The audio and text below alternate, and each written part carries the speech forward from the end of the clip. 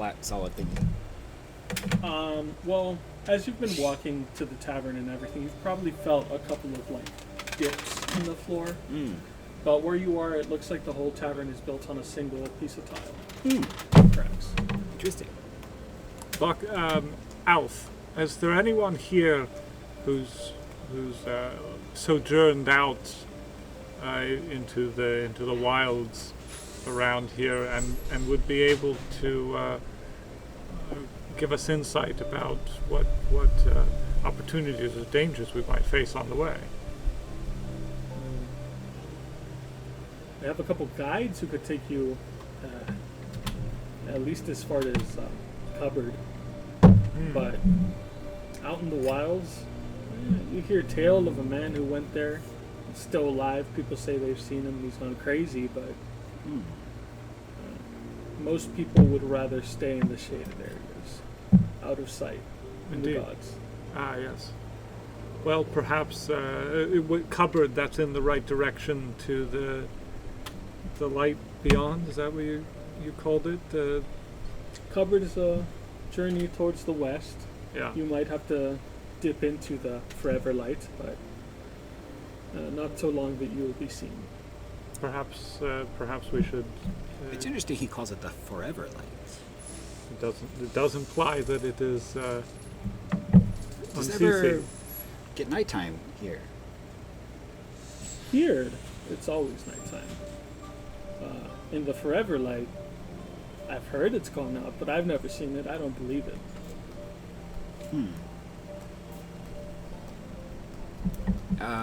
As a clockwork sorcerer, can I see if I can get a sense of kind of what time of day it is?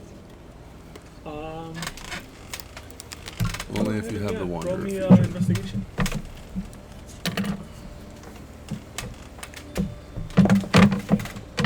12? 12.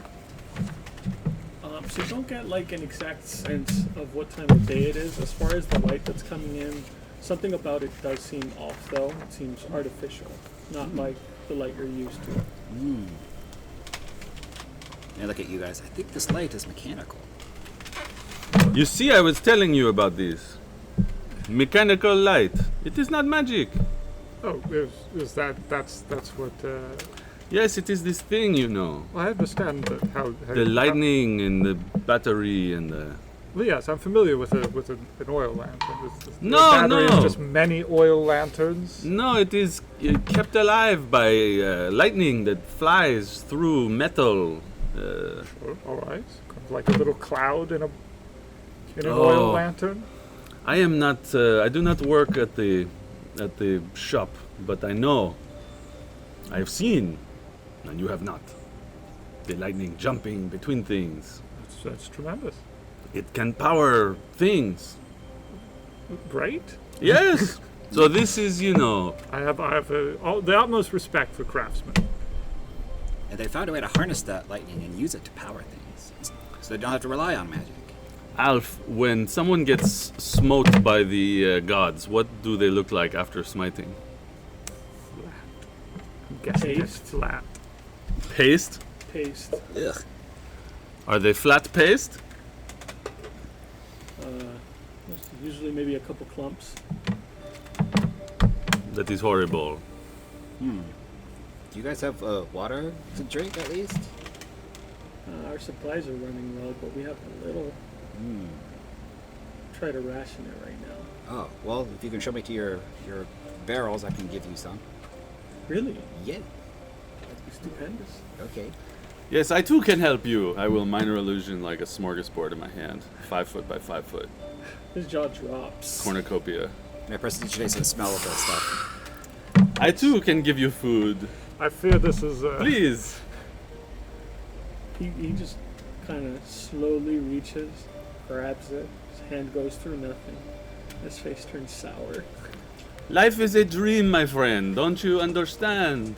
But my hunger is real. Is it? Am I real? Is this light real? What is real? You know? I just work here.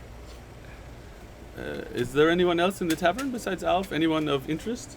Or Of does interest? people- No. There's a lot of people who just kind of sitting down in the area, kind of just talking to each other. Nothing really interesting though. I suppose we do find this larder. How are we going to transport back enough? Right, what we can carry is only good for a few people for a few days. I forget, do you guys have any magic bags? Those holding bags? No. I think these bags are, cheap, silly. Everything must take up the correct amount of space. Maybe what we can do is if we find a safe path to get there, then we can teach them how to go on such excursions themselves. Well, it seems like the most we can do at this point is investigate it. Perhaps your guides can take us as far as they can go, and we'll set off to see what we can find beyond there. Do you have a magic bag that holds infinite amounts of things? No, just normal bags. Rats. Do you have a Tensor's floating disc? No. You know, it is a wizard thing. It is a disc. It floats. It holds 500 pounds. That sounds mighty useful. I don't Yes. know. Yes. Sometimes I ride on my friend's disc, but I do not cast it myself. So, we should head to the west and find you some food, eh? Yeah. But first, show me your water barrel. I'll fill it. He kind of takes you out to the back of the tavern, and in a pretty large supply closet, you see a giant just barrel. Okay. Looks like it's about a quarter full. Okay. I'll kind of wave my hand over it and snap, and I'll cast create water. And then create 10 gallons worth of water in there. All right, So that's it starts to fills up. Oh, my friend, you are so magical! Yes. I respect you. I do not have this skill to create water. Oh, I can play with it too, and I grab a piece of it and I start molding it into different shapes in the air and twirling it around and let it fall back. Oh, yes. I have friends back home in Elenia Toth at the Mage College of Bourgogne who do this. Have you been there? No, not yet. Oh, I haven't been anywhere very long. I keep it is transporting beautiful. unwillingly. We eat escargot every day if we want, one day. I don't know escargot, but when I'm in front of him in the Feywilds, we had all kinds of delicious treats. I bet you would like them. They are little snails. Ooh, that does sound good. Yes, and then there are escamoles, I think. And eggs for you. Wow, Yes! I will feed you when you come to my country. nice. You have it all. Well, then I'll show you to our guide. Excellent. Lead on. He takes you guys to another little house that you guys hadn't noticed at first. And he knocks on the door, and up comes a kind of muscular, kind of built guy. And he says, "Charlie, I need you to guide these people to cupboard, and then To they say where? they want to try and find the fault." Cupboard. Cupboard. Now you've named it cupboard because it looks like a cupboard, I presume. That's what people say when they go out into the forever light. This is Charlie, yeah. Yeah.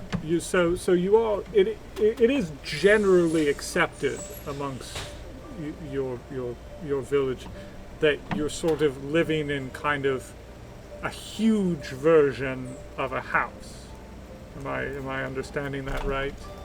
Yeah, It's as if a normal size thing was made gigantic and enormous. that's the basic concept of it. Interesting. Strange.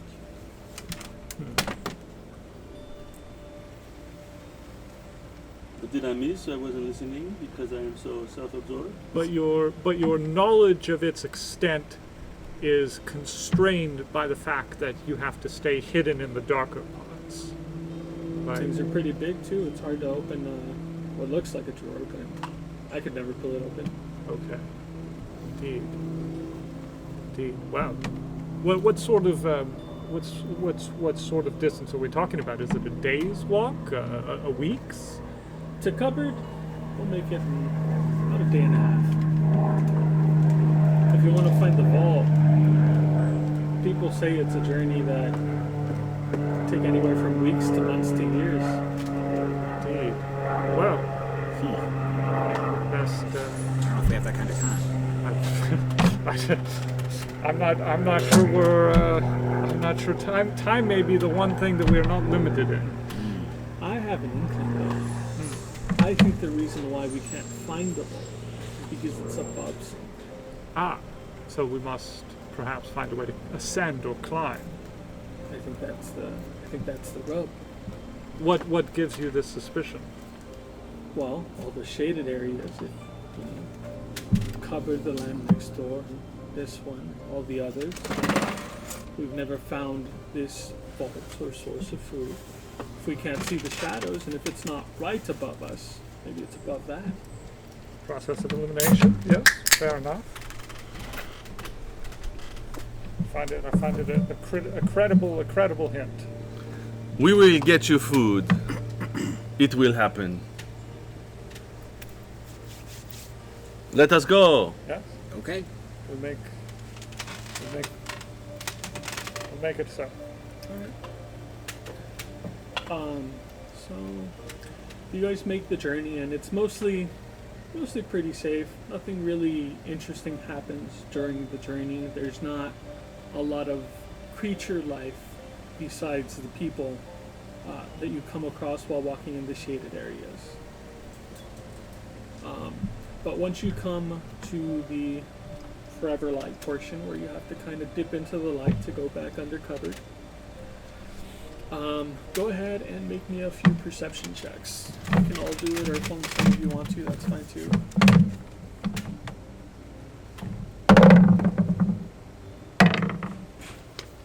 22. 82. Oh, I haven't done my portent rolls. I will tell you what they are. 23. Lame.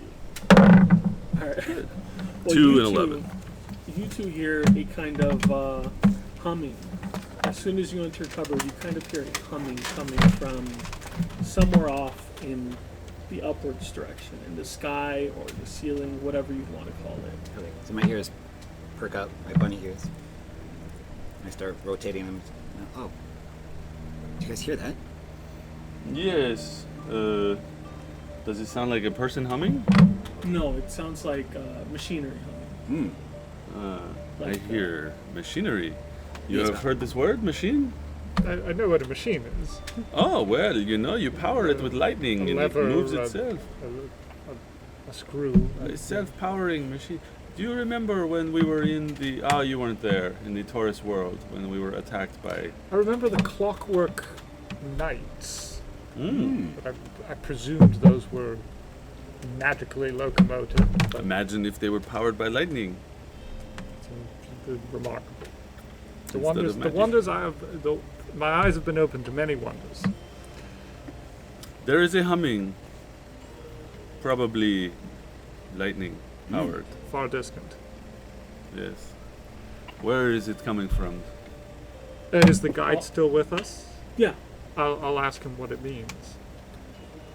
some people say it's the gods singing us a song, but I think that's probably where the food is, calling to us. If we look upwards, do we see anything that looks like a fridge? From your angle, you don't really see much. There's like a lip of the cupboard kind of covering. Well, at some point, I suppose then we shall have to venture out and get a better look.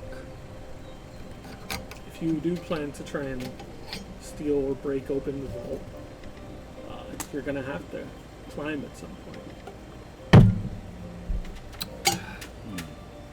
Does this guy seem trustworthy? He's not trying to lead us into some kind of trap, is he? You can roll me an insight check. I trust it. So the same guy from the inn is guiding us? Thank you for your time, my friend. 13. 13. He seems mostly trustworthy. He's brought you where he said he was going to bring you. Been pretty. Doesn't really say much, but when he does, you can tell he's a true believer. Okay. Well, should we investigate the hum? Yes, let's look around for some way to ascend. Are we up against some sort of sheer cliff face? Is that the nature of where we are? You guys aren't really, well, at least there's a portion of it, like the leg, but there is like a shaded area. You guys are still in the Forever Light right now, just about to cross back into covered. You guys could try to climb it since it is kind of wooden. You could probably stick something in it. Maybe I don't understand if we are at the place we intended to come to. You guys are like at the edge of the cupboard. Like if the Okay. cupboard is this area down below, you guys are just at the leg. Covered is this area down below. So I'm going to send Petunia, my owl, up in the air, trying to stick to the shadows and places where she'll be unseen, to just try to scout a few hundred feet up in the air to see what exactly we're under. Okay. Go ahead and make me a stealth check for her. Goodbye, familiar. Goodbye, familiar. It's pretty low. I'll have to look up exactly what her pluses is. It was probably an 8, I think, something like 8? that. Yeah. Well, she goes up there, and she does see that it does look like a giant cupboard. She reaches probably about to the lip of the cupboard, and she sees a giant black box. She does make it back down towards you, but as she's coming back down, she relays to you that she heard kind of stomping coming towards her. I have a question about the scale, if to the best that my character can ascertain. When we say like a giant cupboard the size of a skyscraper or a mountain, like is it like Probably closer to skyscraper than mountain. It's not Okay. as tall as a mountain. okay? So she goes up a few hundred feet and she sees the bottom of a giant cupboard. She sees a whole cupboard with a black box on top of it. She's still probably like halfway up, but she can see over the lip since she's flying, and she sees this like giant black box on top of it. Well, as a wizard, I am very against the spell of fly, so unfortunately I cannot make us fly up there. I am constitutionally against this spell. We will have to rely on your athletics, I think. Very good. Let us reconnoiter for a plausible way to ascend with ropes and so forth. I am small, and you are normal size. This is a Would you mind distinction. if I sit upon your shoulders? I mean, that may become necessary at some point, but your nimbleness and will no doubt be an asset to you. Well, I am not very nimble, We'll make sure you get up safely. I cannot climb with my brain. Not today. Charlie pitches in and he says, I do know a guy he says he's making a way to the Skyland. How so? He said he's building a ladder. And this is this a sort of a madman of the wilderness, or an entrepreneur who hopes to strike it rich? Probably somewhere in between. And whereabout is he located? It's all the way to the Shadow Wall, so it wouldn't be too long. That's worth. I think that's worth checking out as much for the man who lives in these parts as for the ladder itself. Perhaps he's seen things. Yeah, more information you can get, the better. Yeah. You guys make your way to this storied ladder maker. And when you come upon him, the first thing you notice is that his hair is wild. He is bald at the top with a big patch of hair that goes up and one to the left. As soon as he sees you, you see him try to hide very poorly behind the box, which any of you can see. Oh, sir, no need for alarm. We come as fellow friends, just merely wanderers on a mission. Could I pick the box up with Mage Hand? Or is it too heavy? No, you can pick it up. It's Okay. not a big box at all. Okay, so yeah, so this invisible force pulls this box up. Go away, I'm hiding. From what? All of it.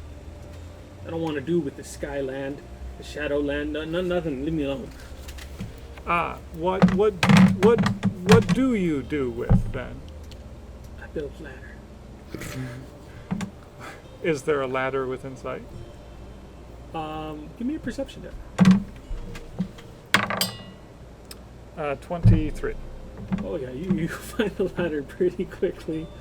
It looks like it's tucked away in a corner, just kind of at the vertex, the very back corner of the back of the cupboard.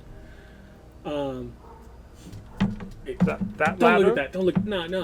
It's, that's not it. That's not. You're working on a different one from that one. All right, you got me. That's the ladder I've been working on. Been working on it my whole life. Oh, what sparked this obsession? It's real dark here. I don't want to be in the dark. Go out in the light, get smushed. I thought I'll find the heavens up there. Ah, does this ladder? Does its scale suggest that it's been worked on for many years? Yeah.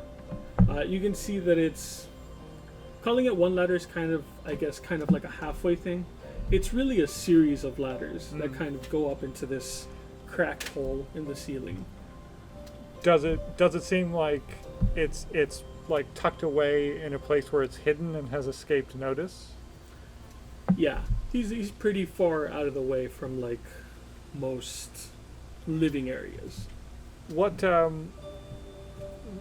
perhaps may we have permission to use your ladder? What do you give me for it? Well, let's see. What do I have to offer? I have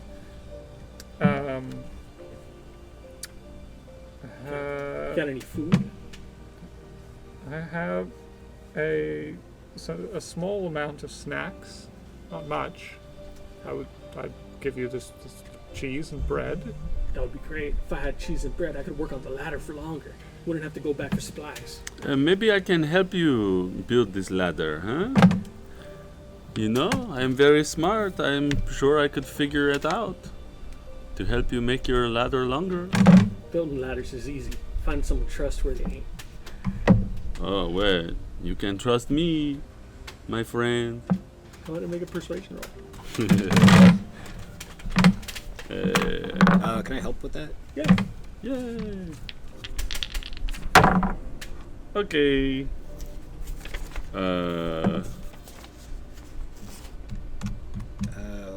14.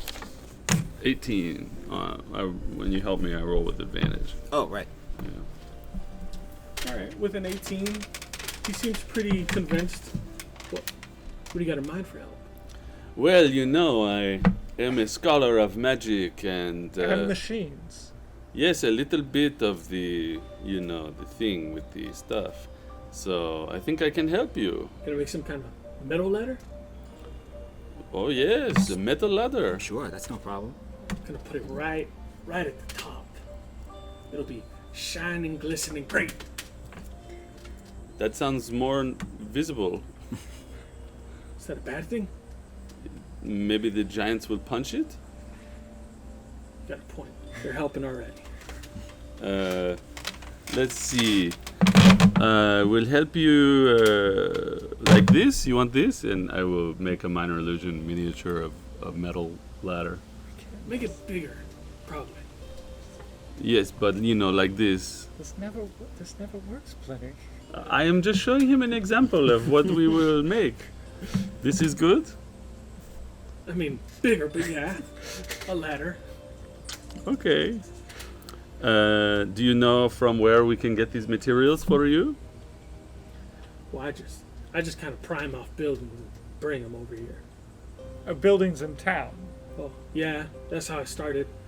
Once I got to the tippy top, I kind of carved that away, built some ladders from that too. What- So this ladder is climbable that's in his place? Yeah, it's going up about probably 4 stories.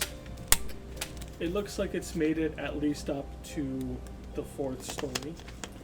So there's like a ladder take you up 1 floor, another ladder take you up the next floor, all the way to the 4th floor where there's still darkness above. 4 of our stories or giant-sized stories?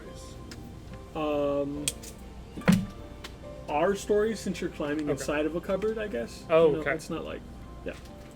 Well, I'll send Petunia up the ladder to see what's at the top of it. All right.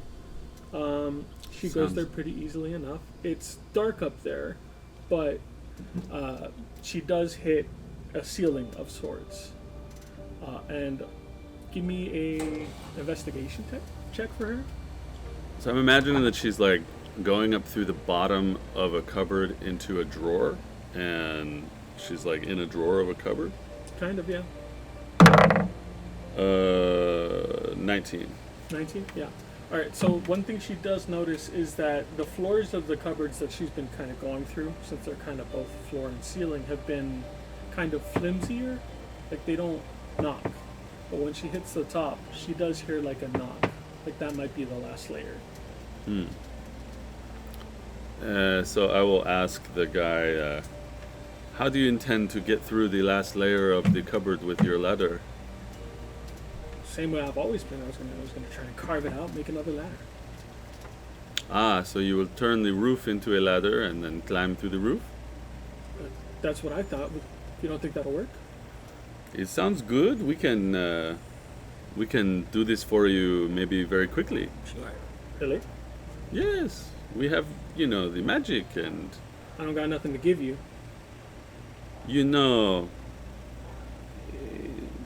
doing good things for others is its own reward. what is You're a is real it? noble sort, you know that?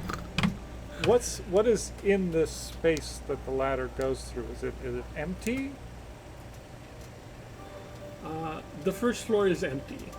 The second floor has these kind of giant silverware.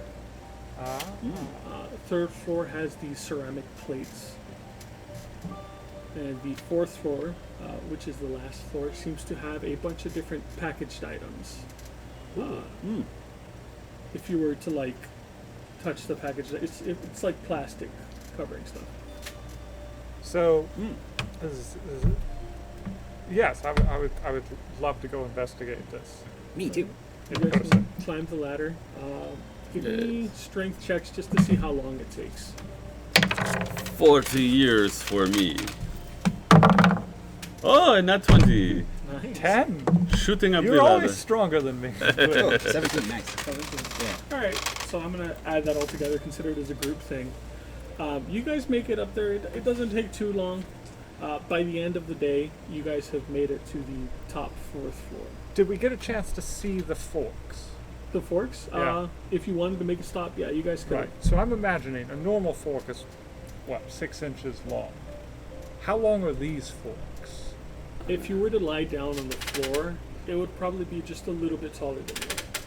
So 6 feet. So everything here is 12 times as big as it should be. Roughly. Oh, Bagheera. So we can expect, right, a factor of 12, unless it's some sort of hyperbolic scaling, but probably not. Is a fork 1/12 the length of you? Yeah, roughly. Here, take a look at this fork. I suppose. Yeah, more give or take. Perhaps more like 1/15. Still had a little bit of escargot on it. Yes. All right, so now we know a little bit more what we're looking for. Yes, no, these packages, this might be the answer to our problem. Let's see if we can dig into these packages. That may be the supplies that we need. Well, It doesn't solve the water problem. I still think we need to go through the roof of the cupboards, shelves that we are in, and get into some sort of icebox. But if we find the food and water in the packages, you know, Are this- these blank packages? Do they have any decoration on them? They do have decoration on them. It looks like almost like a flag, like a swirling of 2 or 3 colors, underlining a word that says bounty. Bounty. This is the bounty we've been searching for. Wow.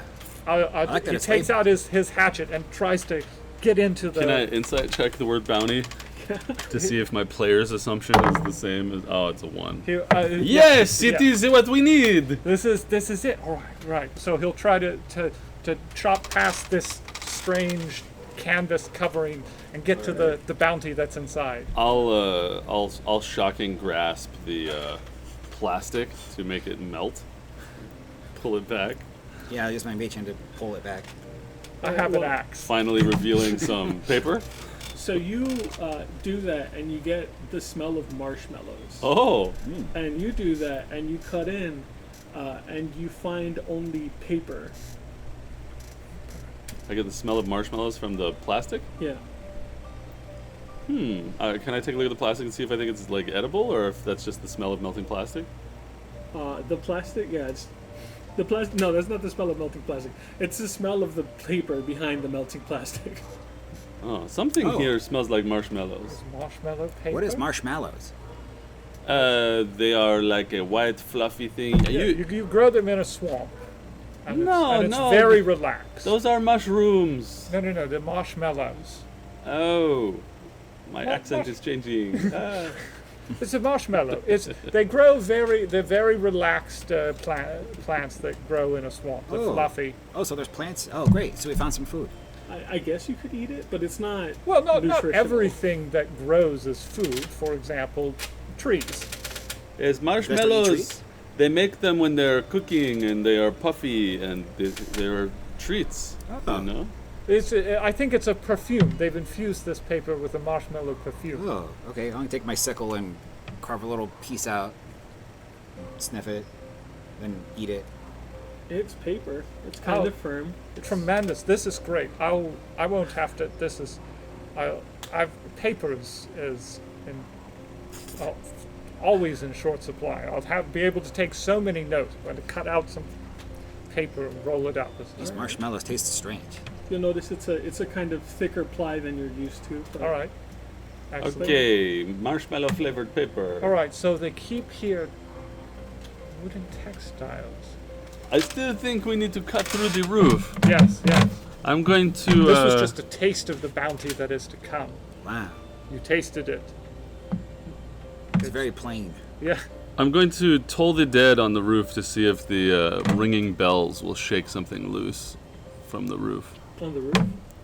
Yeah, like pointing up at the ceiling and making Perhaps- invisible bells appear Perhaps we should not. to jangle on the thing, which should maybe break it or shake something loose. Okay, go ahead and make me a damage roll. Okay, that'd be a D8 if somebody has all their hit points. It's not meant to target an object, but it's something I'm trying. 2. 2d8. 2, Ah, yes, I'm at level 6. Okay, Why, you thank see you. some- It's actually 8 total. 8. Okay.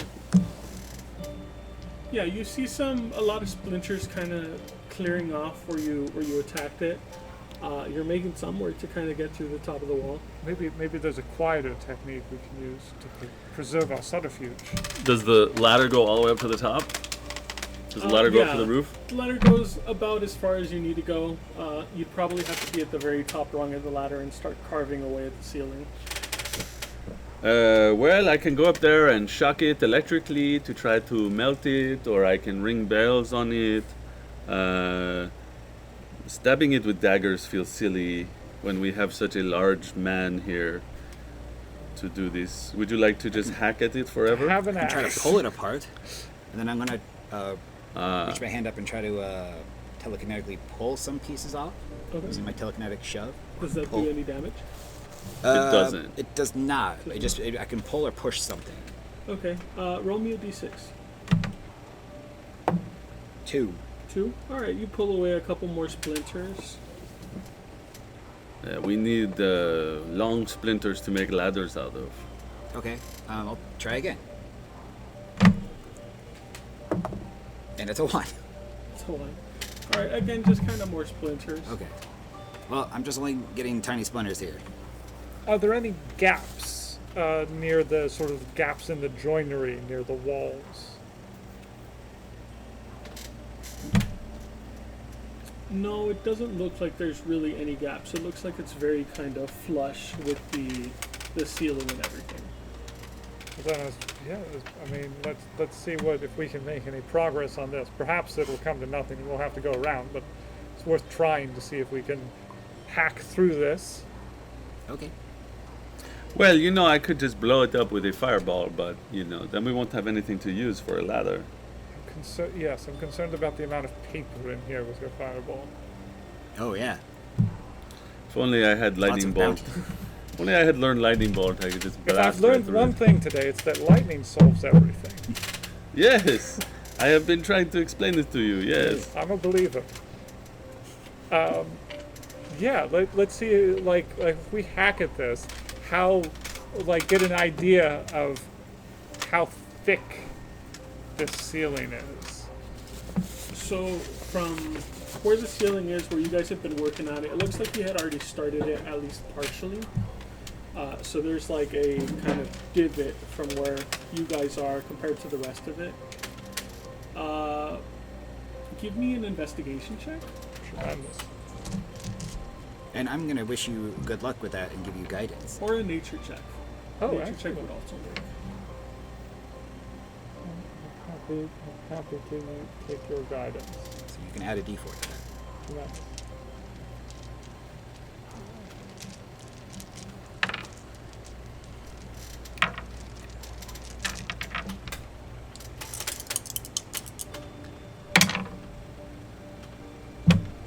$26 Okay. and nature.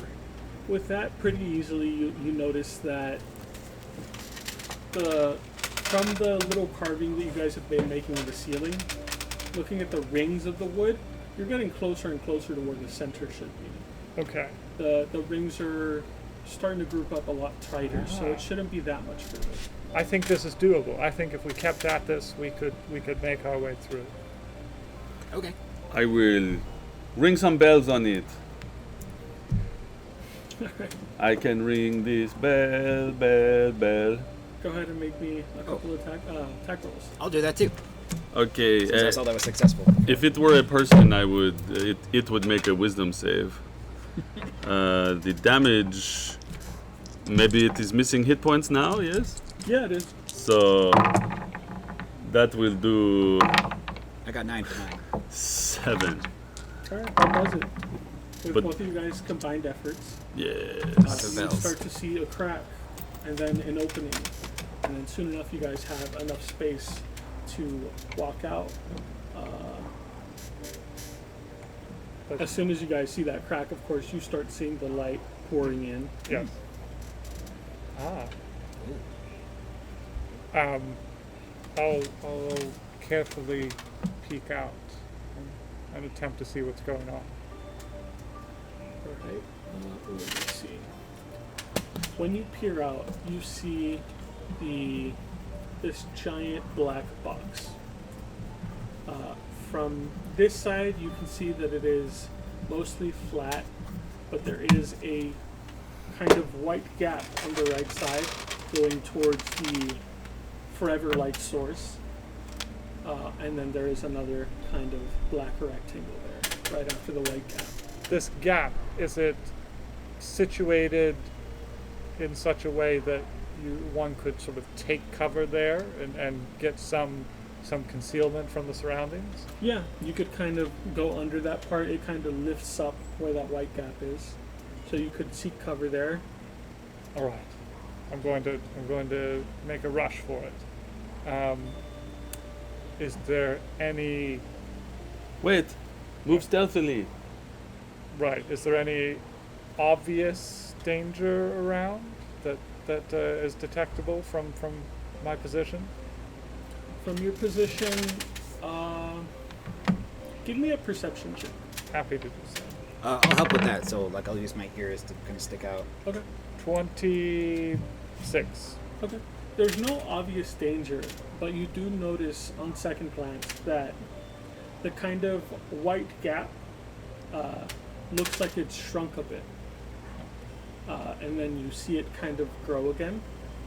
And then you hear that humming again. It's a gap that's growing and shrinking and Can I send Petunia out a little bit to get a bird's eye view to see if I recognize the shape of this thing that we're looking at? Yeah. Well, then I shall. If I you've will. ever- Do I feel like I'm in an open space where things are dangerous? I'd say you're all kind of just hovering around the crack right now, or the opening. So it's not really dangerous where you are. He didn't notice anything. He had a great roll. So, But will Petunia? Do I think Petunia will be in danger when she goes farther out to get a bird's eye view? not current. Okay, I will send her. Okay.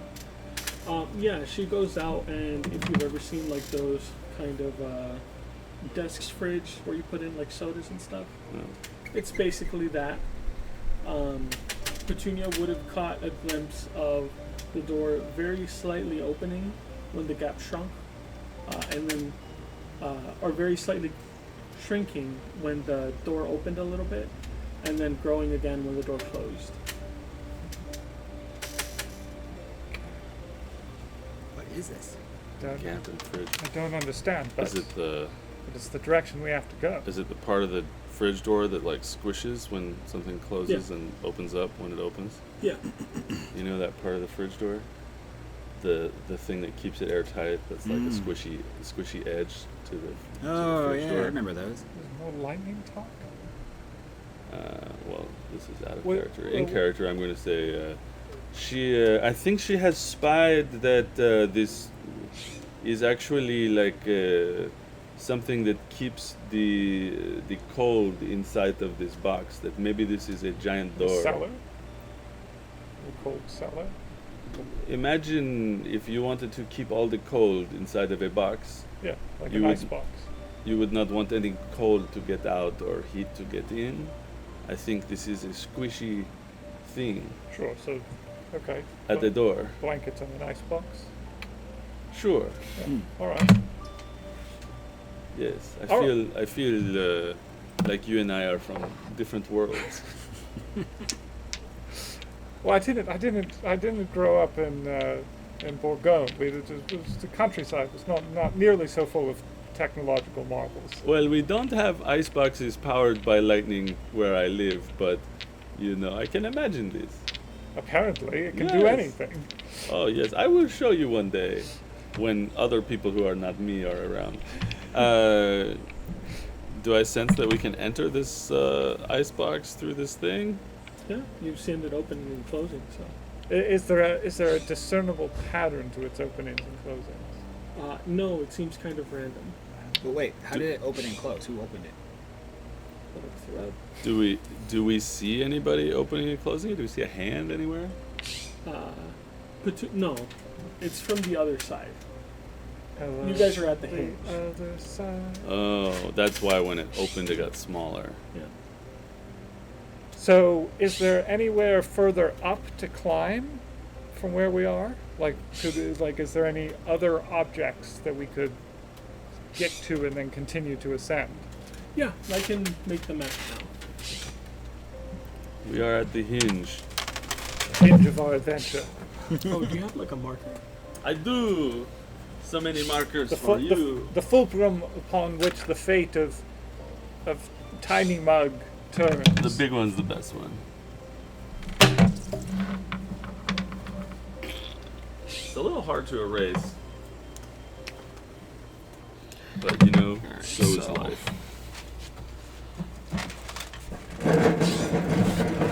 Let's say How tall are you, Daniel? 6'3" last I checked. Whoa. Yeah, I didn't realize you were so tall until we were actually standing inside my house together. So that's going to be the opening where you guys came out of.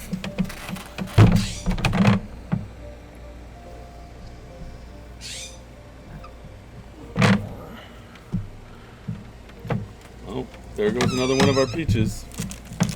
A squirrel? The Bird? blue jay.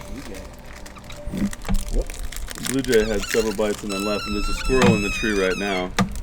We have to start harvesting them before they all go. But I just got a bowl of them yesterday.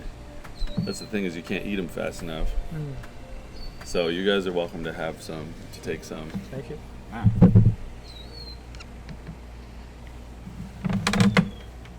So we're over here. That's the opening. So right where that hole is, basically where you guys are.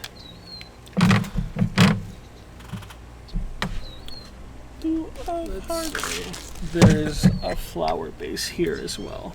Perfect. Oh, Two hearts that beat as one. And then I'll do this just to know that the hinge is on that side. Good thing we didn't rush into that opening, huh? Might be crushed. Because you know it is a hinge. Petunia has showed me that this is a giant hinge on a door. It's an impressive craftsmanship. Yes. This flower vase. It might have water in it. That could solve their water problem. Perhaps. how do we get it back to them? Well, there would be more like showing them how to get to it. I have not prepared in large reduce today, so I don't know. Or piping. Is it a clear or translucent? The vase? This vase, yes. If you've ever seen the ones where they're clear and see-through, but they have those ridges, Yeah. it's like that. Are we able to discern whether it's filled with any degree of water? It's about halfway filled with this almost brown-looking substance. Ugh. It looks like water, but it has some bubbles at the top. I'm gonna cast invisibility on myself. Okay. Nice. Something useful. Before I do that, I'll say to you all, I'm going to go look around. And then I'll cast invisibility on myself and start going over here. I'll keep my ears pricked open for any dangers. That's Okay. one turn worth of walking. Are we level with the bottom of this or the top of the fridge? The bottom of it. Okay. And also, the back of the fridge is kind of the edge, since the ladder Yeah. was at the very corner of the countertops. Okay. So we are imagining a mini fridge sitting on top of a cabinet. And we're on the surface So of the cabinet. somewhere in this direction, is there a drop off? Is there what's the? Are we now in the light where we can see around, or is there still some? There it is. Your guys are in the light. There is a kind of drop off, just following along that edge all the way straight until it curves back over on this side. I see. So yeah, I'm gonna keep going forward, and I'm gonna keep looking up to see if I can see a hand or something. Okay. You don't see anything. What you do see actually is that the door does open again. And when it opens, does it like swing all the way out here? It swings just a little bit. Okay. Maybe a 10-foot gap or 2-square gap on the right side. Well, I cannot say anything to you guys now. You have message? So No, I don't. you said the edge. Does that mean this is there a path behind the fridge, or is this blocked off by a wall? It's blocked off by a wall. Okay. I will continue scouting in front of the door now, near the edge. Okay. Do I see anything new? Yeah. Uh-oh. They're all of the mice that want to claim the fridge for their own.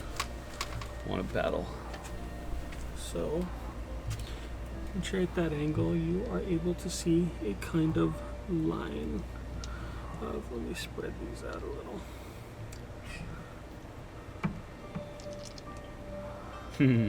Little hamburgers in the dice. You see a line of about 10 of these strange looking creatures.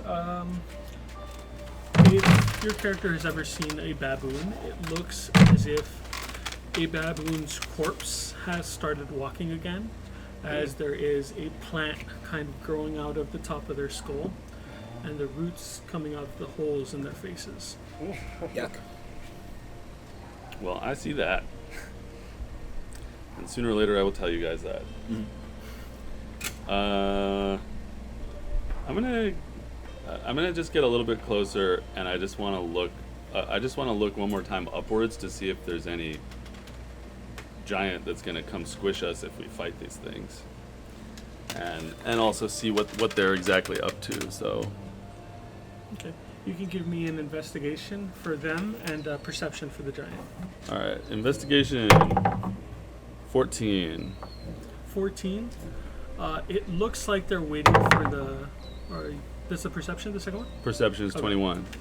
So for the investigation, it looks like they're kind of slightly opening the door, going in, grabbing little pieces of food, and then coming back out, and then coming back to the line once they drop it off, or they're dropping it off. And where do I see them going off to for dropping it off? You can't really see it from your angle yet, I don't think, but it looks like they're going in, coming out, and then you'll see another one kind of joining back in the line.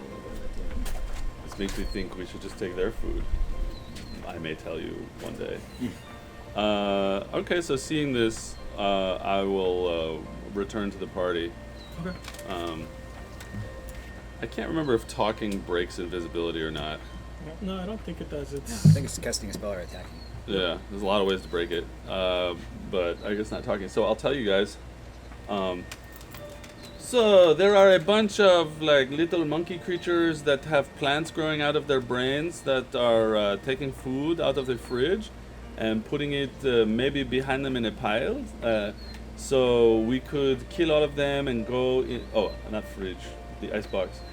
We could kill all of them and go in the icebox ourselves, or perhaps we could just steal their pile of food and bring it down, or we could get our friends from down there to all come up and all fight the monkey creatures together and take their food. They would probably die. I'm sure we can just kill the creatures. If they're behaving in this sort of. It sounds like you're describing them. They're behaving like worker ants. We may simply be able to go around them. We don't know if they'll defend the food pile. Maybe if we follow them back to the food source. Yeah, we Fighting them might alert whoever they're working for. I believe that the food source is inside of this icebox. Right. If they have, we should see where they're dropping it off, because if that source is accessible, then the villagers don't need to go to the danger of opening this box, and they can just simply take from the wherever these things are piling it up mechanically. I think that if we go around behind this icebox, we might see where they're putting it. Let's do it. But maybe I should go first because I'm invisible, so that you don't get attacked by. I know you have this belief that they are, like a machine, but maybe they will attack you. So. Well, I mean, like ants. Who knows what stimulus they'll respond to or not. I don't know. They are baboons filled with plants. You cannot. Probably their intellect is not exemplary, I would guess. But I will go first just to scout. Excellent. You go first. I will be right behind you. Normally I will Or not in do front this. of you. I don't know where you are. I call back to you over my shoulder. Normally I would not do this because I am so weak, but I will try this. The fridge is up against the wall. Oh, so you can't yeah. walk behind it? Yeah. Can we walk under it?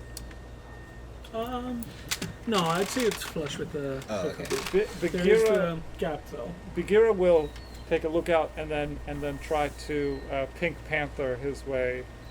Wait, I have one more idea.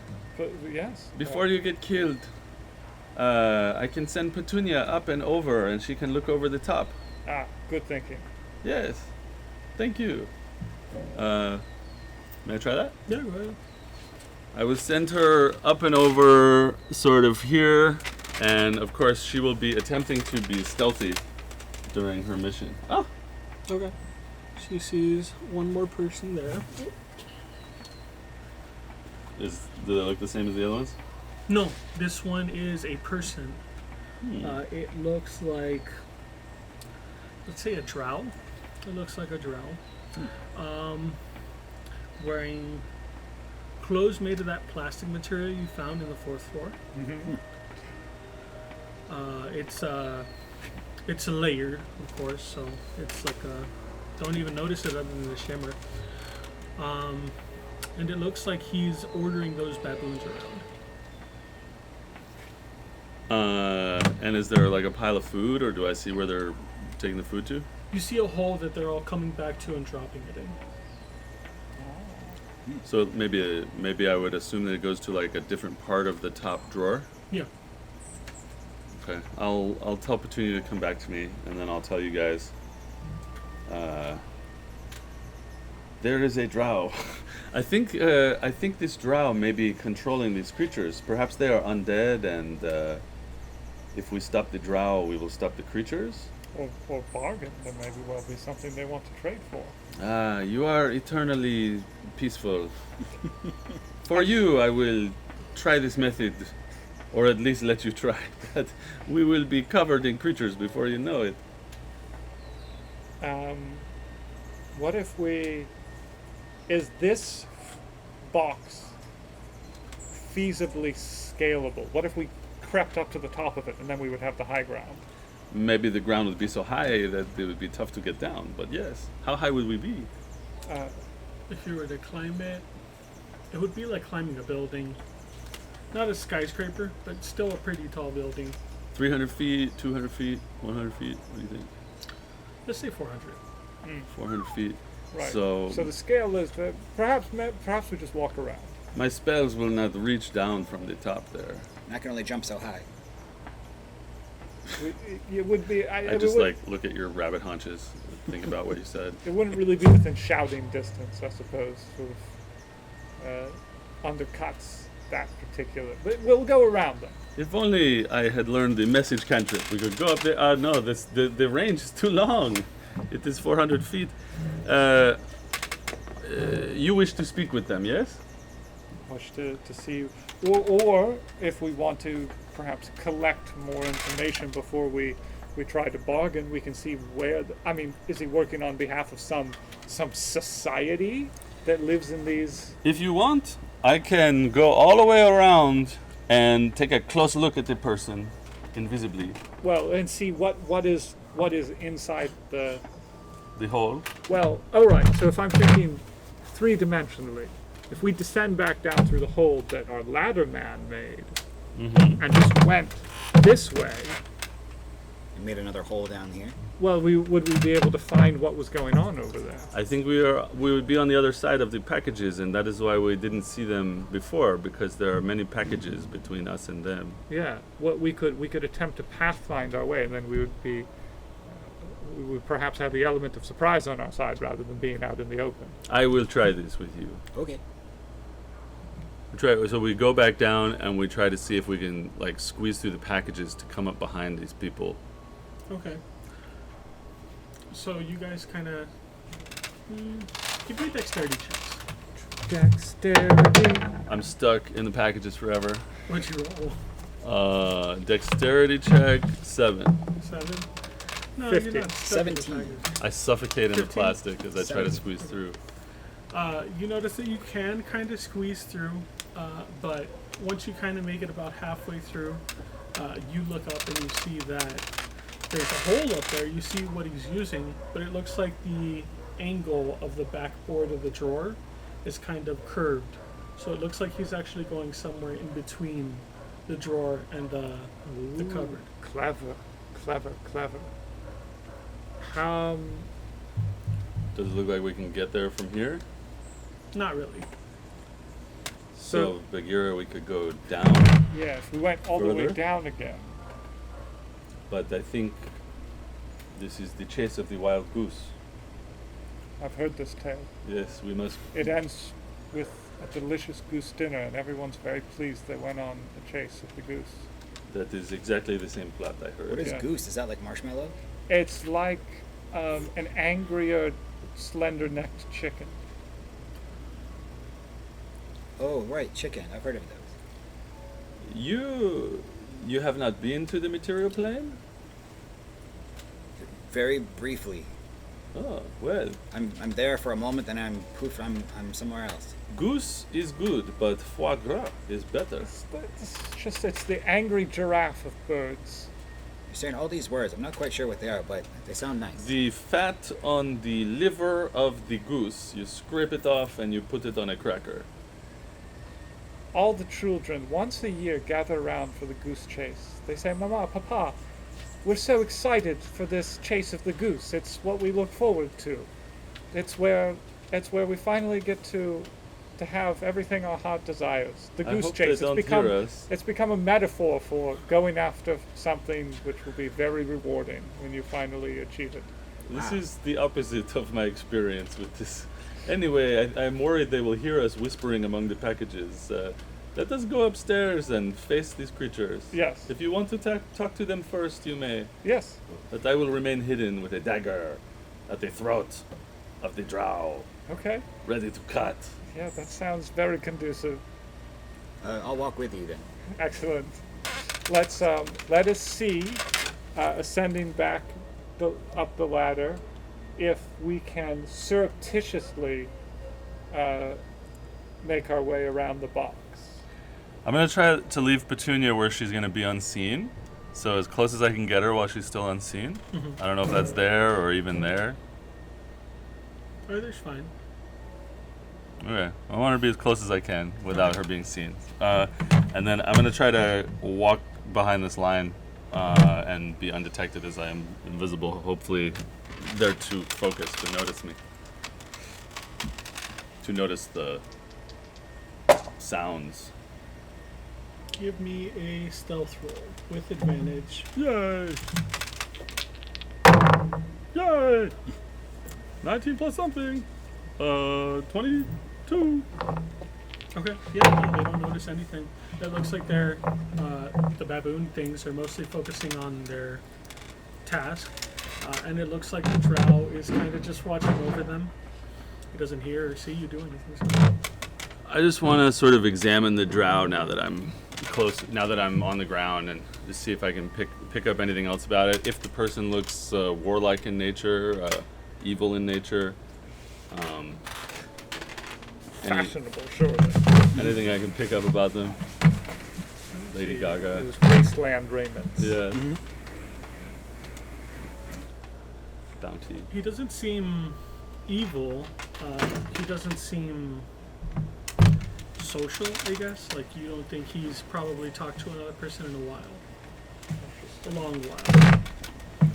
I'm thinking this is a necromancer, and that these things are reanimated, like dead things that he reanimated with plants. Maybe he's a druid necromancer. Anyway, that's what I'm silently thinking to myself as I'm over there, unable to talk to you about it. So, you're headed on your mission of diplomacy, yes? Yes, we're trying to creep around. Da-dun, da-dun, da-dun, da-dun, da-dun, da-dun, da-dun. And I'm very quiet with my fuzzy feet.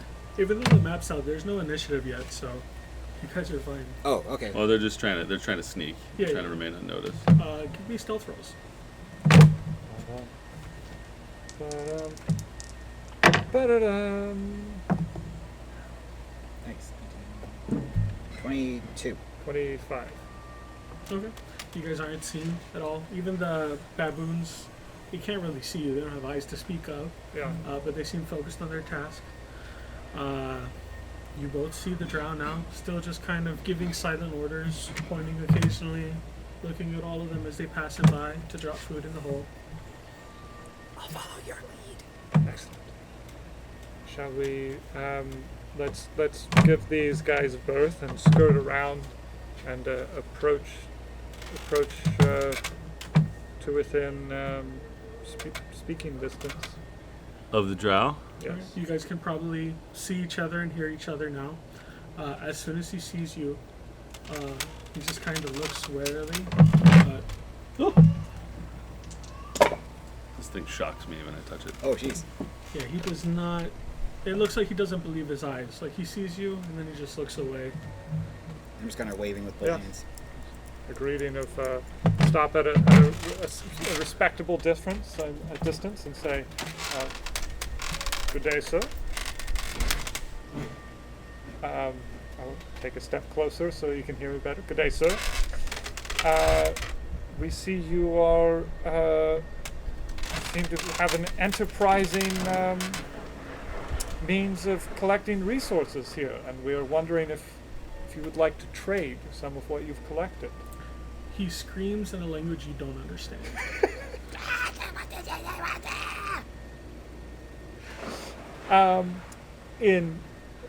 Out of fear, aggression, a warning. Is there any discernment to his intent?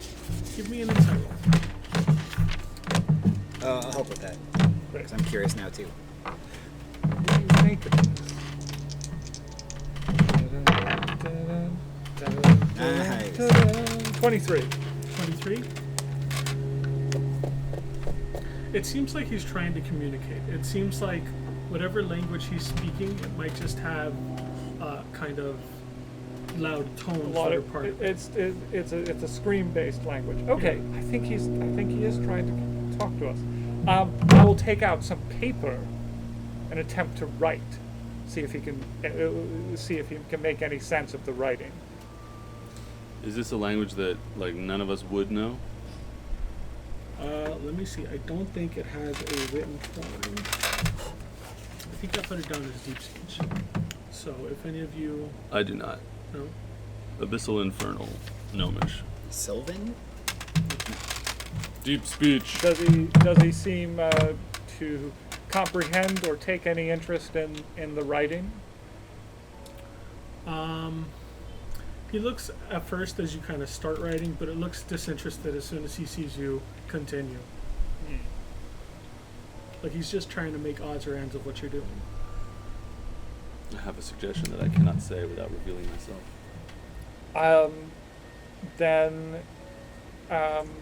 The Gira, perhaps we can attempt to mime it out to establish a baseline, establish what our names are, pantomime trading.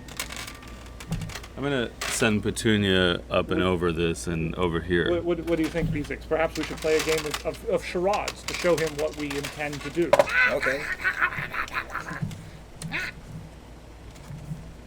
Okay, ready.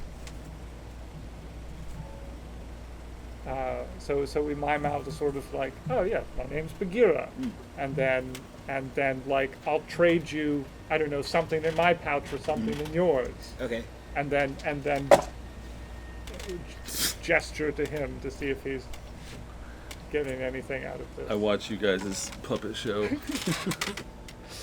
with a French accent. Like make a little pile, like as if we're, mime like zombie walking over to the fridge. And then I come back and put it in a pile, and then you hand something to me, and I give you something from the pile. That's what we do.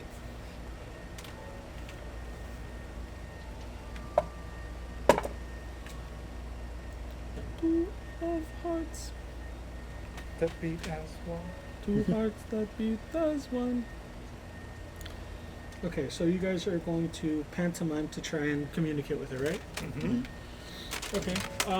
What are you trying to communicate first? First, the peaceful intentions, sort of. That's the first thing, right? Just establishing like names, and that we are peaceful and cooperating, and then moving on to the premise of that like. Sort of pantomiming or copying what his workers are doing, collecting them in a pile, and then Beezek comes along and sees something he wants in the pile, gives me something of his, and I give him something from the pantomime pile. Give me a persuasion roll. Excellent. Him or just both, or both of us? Just him. Okay. I guess I'll help with that since we're doing it together. Okay. That makes a difference. So that is 19. 19. What's the D8? Okay. That is the what do you call it? The Battle Master's diplomacy. Oh. Good choice. It has a funny name. It's a funny name. Yes, it's the. I always choose all the battle-related ones. I have but- taken none of the battle ones. There. The commanding presence. Yes, yes. What did you get again? 19. 19. Okay. He kind of seems to understand that you're peaceful, but he seems uninterested in trading. He kind of looks over at you guys, says no, Okay. and then continues watching his soldiers. Well, How close are we to the edge of the wall? the edge of the Ah. cupboard here? It looks like he's probably standing right above a little hatch. That's not the marker. That's maybe. The edge of the counter, though, does it go on for a while, the counter, or is there an edge right there? No, the map is about the size of the counter. Okay, so we just imagine this is the edge here. Yeah. Okay. And and you said that this is the wall, so I guess I have to be sort of here. Yeah. And the hatch is right here. Yeah, it's just right next to him. So yeah, I have another suggestion that I'm not gonna say because I can't break my invisibility. for all we know, Benny's fallen off the cliff. Right. If we look off in the distance, is there anything else visible out beyond? Like, for example, another one of these or a comparable object? Black box. You see comparable objects, some that look kind of similar with a glass door and a glass plate inside with some numbers. You see a white box that looks like it's affixed to a giant window. It looks like it has these little ribbons that seem to indicate that there's air coming out of it. The It's a big lemon. the box of breezes, the box of many breezes. I'm gonna get up close to this guy and see if he has pockets Okay. or like a pouch or something. Okay. Give me an investigation check. Low 10. 10. It doesn't look like he has pockets. It doesn't look like he keeps anything on him other than what he's wearing. And do I see him to be carrying anything? No, he's not carrying anything. You do notice that he has a whistle kind of around his neck, hidden into the plastic. I want this whistle. Now what do we do? Well, I mean, we found a source of food. I think. Can we see that the baboons are carrying food items? Yeah. We found a source of food for them. We still need to solve the water issue. Does this whistle look like something I could slip off his neck if I was real pickpockety? If you got a real high roll, yeah. Like a real high roll? Like a DC 20 roll. Yeah. Could give you advantage if I could see you and see what you were doing. Well, if I'm invisible, do I have advantage already? Yeah, I'd say you could have advantage from that. Ooh, it's a real gamble. I lose my invisibility, but this whistle, I think I know what this whistle is, and I want it. My greed. I will just hover next to him and wait for the moment to take this whistle. Okay. You can all roll initiative now. Dun, dun, dun. Now I'll take the whistle.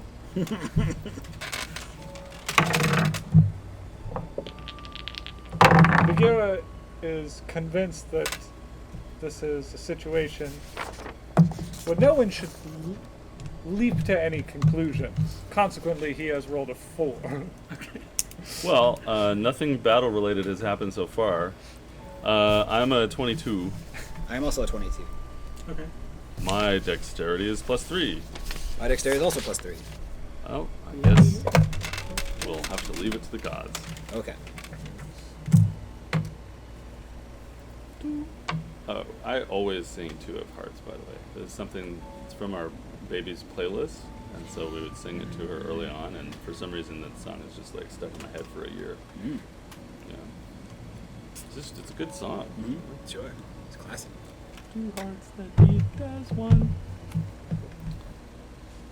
Should I put on battle music, or are we Yeah. we're still figuring things out here? Put on battle music, and Dane and Jake, you guys are both the first in the order with both 22s. So you are the first to hear kind of large footsteps. I don't know why I can't say the word. Bah! Footsteps. Bah! Uh-oh. Yeah. I wonder if I can find sound effects of giants' footsteps. We're the first to hear the sound of giants' footsteps. Yeah. You guys also see a kind of metallic object that didn't catch your eye until now. It is way off in the wall of the room, and it shimmers as it starts to jiggle a little. Oh, something's coming. A shimmery jiggler. Yeah. Something that's on the wall that's shimmering and jiggling. Yeah. I'm guessing a doorknob, but we should. Oh. I think something is coming. And we hear footsteps. Yeah, you need to see my ears perk up and I look over. It goes that way. Ooh, something's definitely coming. Good sound effects. So I'm gonna try to hide as close to the side of the fridge here, the icebox. Roll me a stealth check.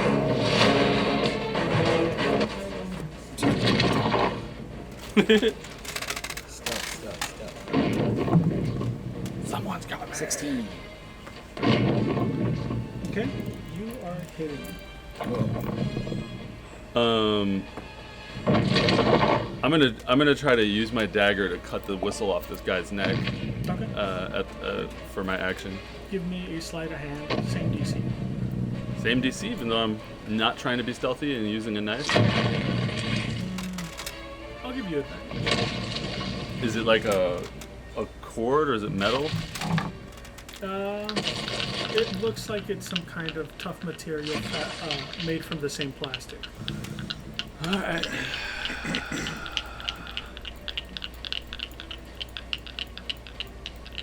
Come on! Please give me this whistle, Daddy. Yes. It's a 22 stealth, 19 plus 3.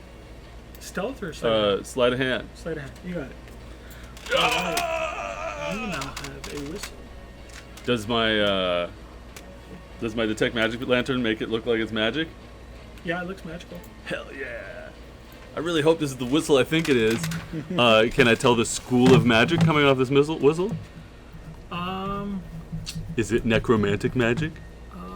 Let's call it conjuration. Dope. I'm happy. So that should break my invisibility, which sucks because now I'm engaged with this guy. I've used my action. So I would have bonus action and movement. Any kind of bonus action. That bonus action is not good for right now. Well, I guess I'll flip around to the other side of him. Mm-hmm. Hopefully I'm not standing on an open grate, an open hole. I'll sort of stand on the edge of the hole on that side. It's like a wooden hatch. It's down currently. So I used my action to cut the thing off. Yeah. Okay. I guess the only other thing I would want to do is take a dodge action, but that would be a full action. But I'm not going to do anything except cut a thingamabob. Okay. So I guess I'll just, at least flavorfully, I'll get into a defensive stance and also try to hide behind this guy for anything that's coming. Okay. And then Petunia, if you'll allow it, will dive bomb off the roof so that she ends up 30 feet above the ground. Mm-hmm. She'll just like let herself fall like a rock, Yeah. so that hopefully she's about 30 feet above the ground. And Oh yeah, she will she'll take the dodge action, and we'll pass. What is your AC, Jake? It's 16 16. Okay. with my Mahe armor. Okay. So you will get hit once. Well, hold on. Go Who's ahead. attacking me? It's the dude next to you, the drow. All right. I'll use silvery barbs to make him re-roll and take the lower of the two rolls, and I'll give advantage to myself with that. Okay. Could give it to Bagheera, but Bagheera is still in Peaceman mode. You think for a moment he might just land a hit on you, but at the last second you dodge out of the way. Yay! D&D! And that is his turn. Now it is. What was he trying to hit me with, by the way? He was trying to hit you just with his fist. Okay. Did he have multi-attack? He did have multi-attack. Oh, shit. Let's see. Coming closer, Bagheera. Those. Work your diplomacy. I want to see Bagheera in a giant palm going, please, if only we could speak on the matter. No need to toss me into your mouth. Your teeth are magnificent, may I say. Crunch. Alright. Back to the top. Swallow of me the down, order. and I will only become more powerful than you can possibly imagine. I cast Armor of Agathis as I go down its throat. It'll be minty fresh. Just a little bit. That's a great name for Altoids that you sell to D&D players. Armor of Agathis. Yep. Would you like an Armor of Agathis? Sounds like milk of magnesia. Okay, now it's your go. Has Bezic gone? You went first, right? Yeah, I went first. Okay, my bad. And you pretty much just hit? Yeah, I heard this thing coming, so I ran and hit as close to the side of the ice box as possible. Has the behavior of the zombie, the apes changed? No. They are still just kind of gathering food, it looks like. The one that moved closer to you, you see him just with a handful. Looks like a big piece of bread. Curious.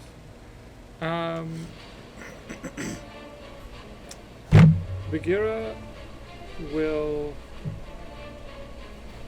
descend through the hatch. Okay. Let's see. That's just right there. Right now, I'd say you probably couldn't open it since Jake is standing atop it. So you'd have to wait for him to be clear of it. Okay. Other than the fisticuffs towards Pliny, did the drow noticeably react when the stomping and the shiny jiggling started happening? Give me a, let's say, insight. Ah, shiny jiggling. 20. 20. Yeah, you could tell that his first reaction was just to having his whistle stolen. But the second he kind of realized the whistle was gone and now the giant was coming, you can see panic in his eyes. Okay. All right. So for so Bagheera will essentially try to intercede, calm him down, and gesture that we should all go down the hatch, to whatever degree of intelligibility that pantomime ends up being. Okay, go ahead and give me a persuasion at disadvantage. Yep. Oh, Bagheera. I was happy that we had one fighter with us today. Alas. That is 11. 11. You can tell he's kind of not even trying to Not having it. comprehend. He's just trying to get his whistle and get out. Okay. That's my turn then. Okay, back to the top. Bunny man. So I see you Mm-hmm. suddenly appear, you whistle in your hand, and this guy's sort of panicking about it. I guess I'll attempt to.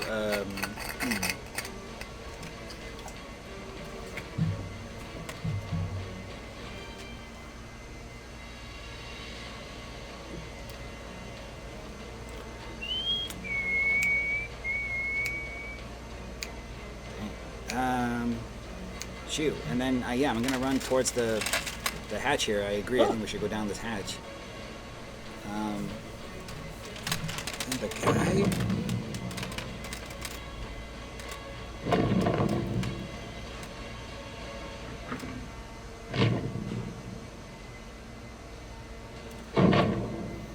I'm gonna try to. Shoot, I'm gonna try. Okay, I guess I'll. I'm gonna try to. So this is the wall right here, yeah? Yeah. I think it's the wall. Okay, so seeing that, I'm gonna run over here and I'm going to cast a web at him to stick him to the wall there. Yeah. Is there a roll for that? Dexterity or something? Or? He has- Dex save of 17. Dexterity. Does web have to be a 20-foot square? The web fills a 20-foot cube from that point for the duration. So hopefully the cube it just includes the wall So and yeah, stuff basically just- rather than Bagheera and I. Right.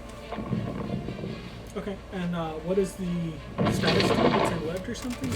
Or Let's see. Yeah. It's restrained. restrained? Yeah. Each creature that starts its turn in the webs must make a dexterity saving throw, and if fails, the creature is restrained as long as it remains in the webs or until it breaks free. Okay. A creature restrained by the webs can use its action to make a strength check against your spell save DC. If it succeeds, it's no longer restrained. And what was the DC? 17. 17. Okay. He does not make his saves. So he's restrained. He's restrained. He is to now wall. Spider-Man's stuck to the wall. Very good. I'm going to, yeah, that'll be my turn because I want to get us down that hatch. So this guy will play out of the way. Okay. He can still make an opportunity attack on me, but that's okay. Is it my turn? Yeah. All right. I want to look down the hatch and see what's down there, not as an action, but just look down and see where I might be about to go. Okay. So you can kind of see with just slightly nudging it that where the other one has a ladder, this one seems to have a kind of open gap where you could fall into the drawer, and it has like a kind of sloped piece of wood that'll take you to this kind of framework area behind the drawer.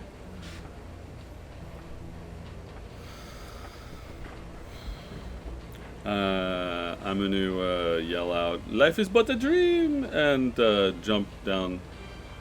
Okay. Nice. I think I'll do that. So let's go ahead. You can take your mini off the map.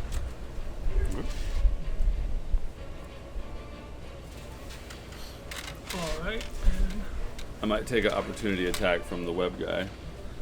let me see if he even gets one out. That's a natural one. Yay! You are fine.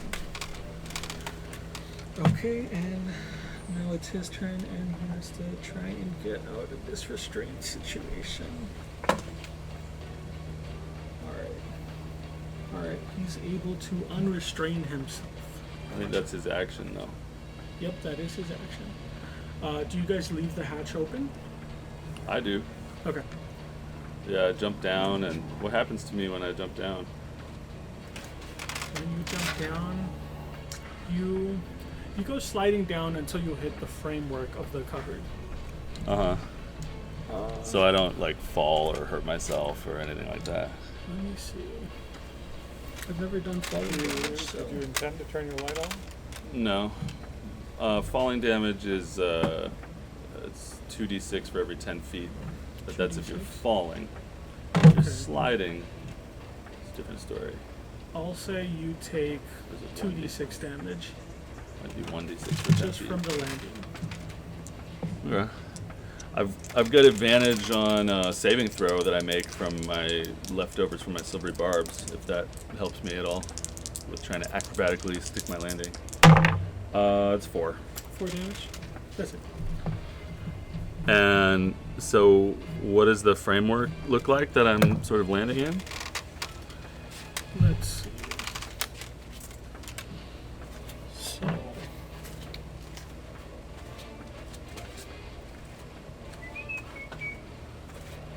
Let's just say that there is almost like a wooden beam that kind of cuts across just behind where you fell, and that's where you land. It's like a 5-foot wooden beam wide. It looks like it goes all the way across the cupboard. Okay.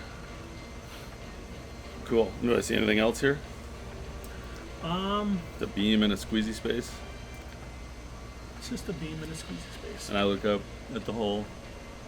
I look down. And yeah, Petunia is going to she's gonna I said she was 30 feet up, so she's got 30 feet of flight to get to here and 10 feet of flight to get through the hatch, whereby she could just kind of like maybe close her wings and let herself fall a little bit. You know, I don't want to block the hatch for the other guys, so she could fall through and land, or she could just stop there. Okay. Pass. Oh, and she'll take the dodge action. Pass. Okay. And then with his 30 feet, he'll follow right after you. He will also take 2d6 damage. Could you roll that for me? Yeah, he's dead. 7. 7. Okay.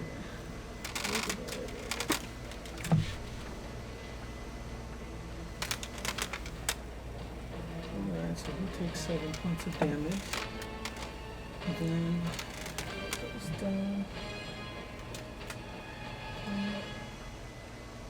Now we go to Looking down through this hatch, is there a way to see, like, where the food is getting thrown by the baboons? in the darkness. You can see. Give me a perception check. 24. Okay. Yeah, in the darkness you can see that it looks like there's another team of these kind of baboon-like creatures grabbing the food that they throw down into the hatch and taking it somewhere else. Okay. He will attempt to descend to that place. Okay. That's the same wooden beam, so Okay. you will take 2d6 damage for trying to make it into the side. All right, 3. Okay. The giant is coming! And that's my turn. Yeah! Come into the crawl space. Let's see here. He would go there and back 10 feet. He would go down there.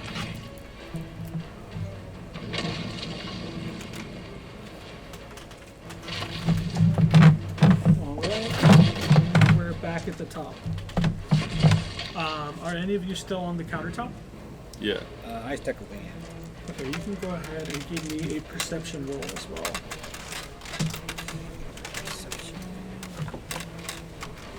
You see Robert Downey Jr.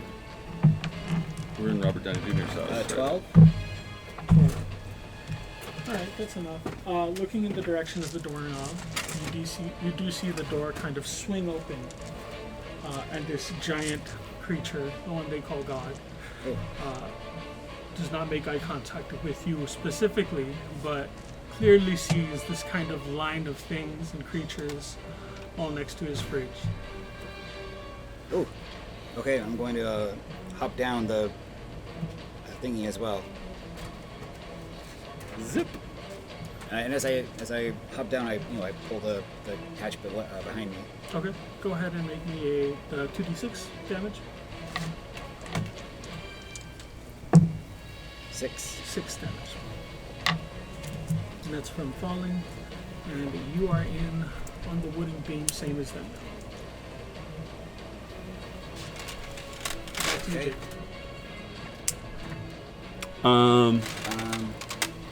So we're all there. The guy's there. I feel like this guy's a problem. So I'm gonna turn around and I'm gonna point to him as I do Toll of the Dead. Okay, go ahead. Wisdom save for you. Wisdom save of 14.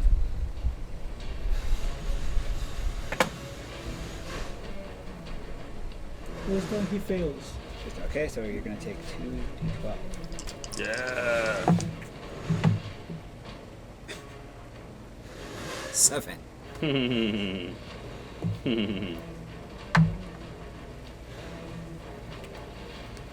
Necrotic damage. Okay. Alright, he takes that 7 damage. Okay. And that's it. Okay. You, Jake? So is the guy engaged with me again? Yeah. It looks like he got right up next to you, ready to swing when he gets the opportunity to. And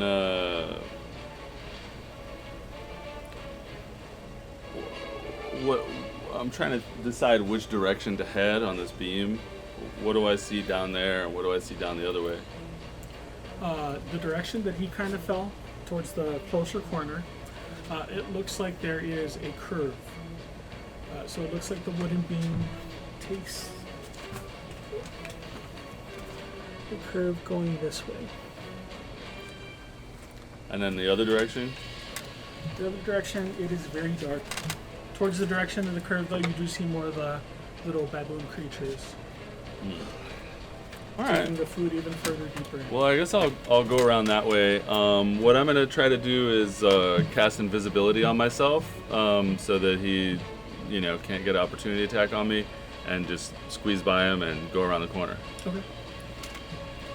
So I'll do that, and Petunia will fly through the hatch, and she'll fly down. You said it's 30 feet down?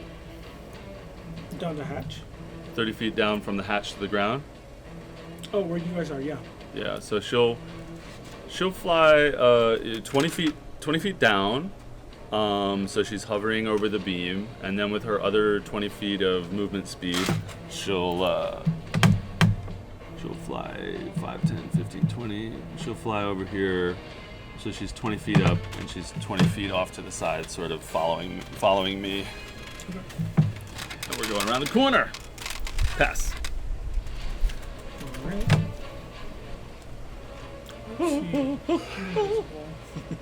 He only sees you two now. And he has 2 attacks. Let's see.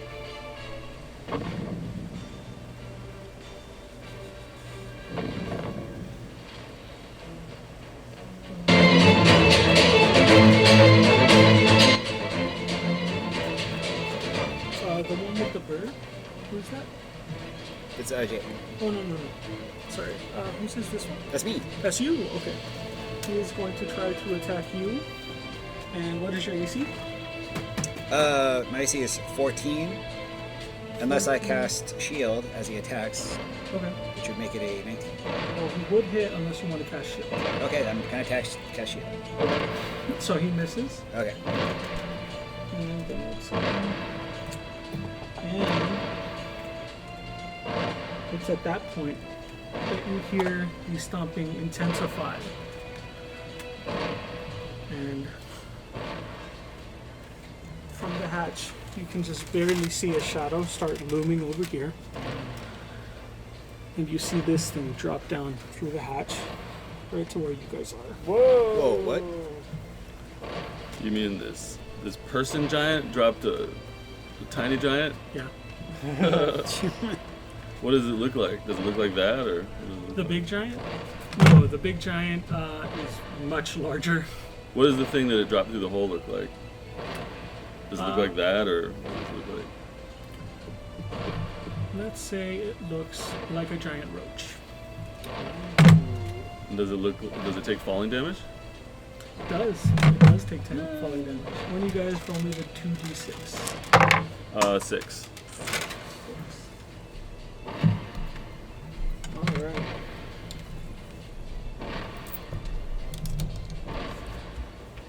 dropped something in on us, bro. Let's see. It was carrying a roach to drop on us. It's pretty creepy. That is a Venom Troll miniature. I enjoy purchasing pre-painted miniatures on eBay, thereby filling my life with glee. Nice. And my homebrewed stats for Venom Troll are pretty entertaining. But Who is closest to the dragon? I believe it's the captain, right? Mm-hmm. Okay. As soon as that roach falls in, you see it go for the captain and immediately squash him. the who now? The This drow just squash him. just squashed With with its a mighty swing of his arm, roach arm. Giant roach squashes a dude. Good. paste. I believe we were told they turned to paste. Mm-hmm. This one's not paste. He is pieces, arm and a leg there and here, Ugh. but not paste. And now we go to you. Off of this beam, does a glance down tell me how much of a fall it is to get off of the beam? Off of the beam. Yeah. From where you are, it doesn't look like there is a fall. You are now flush in between Oh, the okay. back wall of the drawer and the back wall of the cupboard. Okay, so we can just walk this way. Yeah, it is going down around either Where side. I'm walking around the side. And is there a hole here that Pliny went through? Is this a wall? It's a curve. It's a curve, but it's not a hole. Okay, so there's nowhere obvious to escape from this creature. You Yeah. can go the other way too. Like imagine you're in the back of a drawer, in Yeah. between the back of the drawer and the wall of the. You could try Shelves. to sneak through its space too. You guys are both medium, right? This is a large, I believe. Is- I'm a small. Small, you could absolutely do it. Does this look like it could wiggle its way into here? Yeah. Okay. Then Bagheera will arm himself and then come over here and attempt to attack it with his sword. But it only wants to talk with you, right? I'm fairly convinced. The enemy of our enemy is our friend. Fairly convinced that this is not a friend. So yes.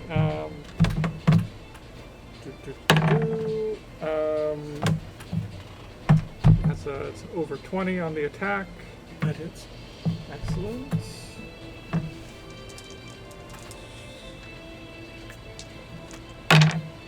Nine plus seven.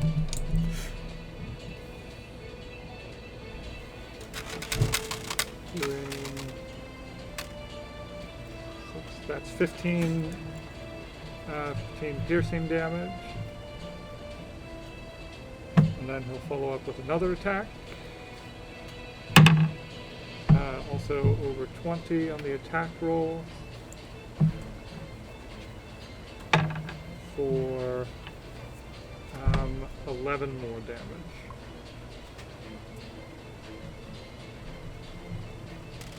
Okay. And that's his turn. All right. Back to the top of the order. Does this seem to be wounding him at all? Am I able to do any meaningful damage to the roach? Yeah, you can tell that he's definitely been hit.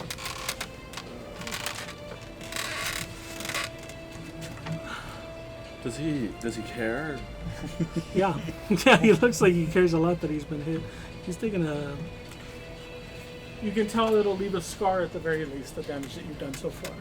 How much did you do? Well, like 24, I think. That's good. Or 25. Oh, that's good. You're a strong man. 26 damage. 26. You're a excellent. strong young lad. The mock of What's the first letter of his name? What's this guy's name? What's my character's name? Bagheera. Bagheera. He'll carve a bee on his carapace. Okay. All right. I'm up. Okay, so this guy's pretty big. I'm going to take a swing at him in an attempt to cast Inflict Wounds. Okay. So I need to make a melee attack.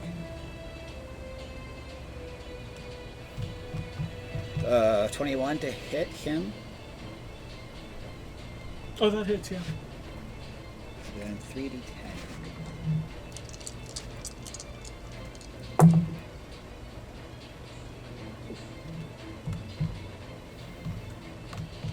Doing 19 points of necrotic. Yes, kill all creatures. This is what I've been waiting for. Where's Julie's son when we need him? All right. And then, as my bonus action, I'm going to Misty Step out of there. And then I appear here. Okay. Jesus. What exactly is it that's electrifying you? Every once in a while, when I set this whole thing up, my computer becomes like an electric fence, but just the metal parts. So the mouse pad and the keyboard are fine, but then when you touch the computer, you really get a zap. Huh. When you touch the metal, you get a zap.